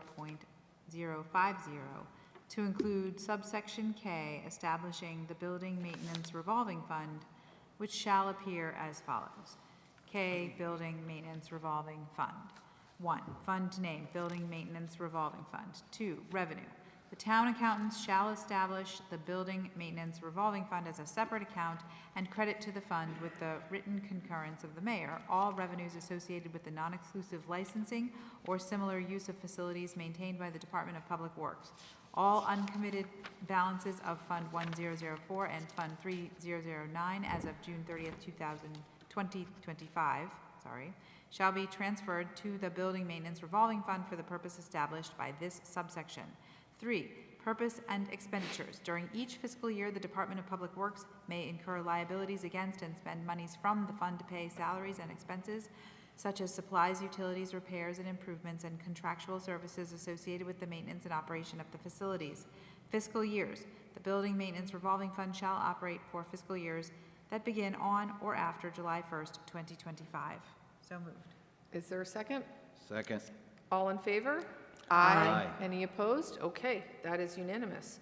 Now, do we have a motion to table Order 25018 and Order 25020 to May 13th, 2025? So moved. Is there a second? Second. All in favor? Aye. Any opposed? That is unanimous. Okay, with that concludes this evening's budget hearing. Again, I want to thank and recognize all of our department heads and staff who spent the evening with us, as well as our BCAM team, Jerry Comack and Bill Needham. Thank you so much for taking the time to televise us for Braintree residents. Our next budget hearing will be tomorrow, May 13th, 2025 at 6:15 p.m. As a reminder, we will be upstairs in the Johnson Chambers. The planning board will be meeting down here tomorrow evening. With that, is there a motion to adjourn? So moved. Is there a second? Second. All in favor to adjourn? Aye. Any opposed? This meeting is adjourned. Thank you, everyone. Thank you.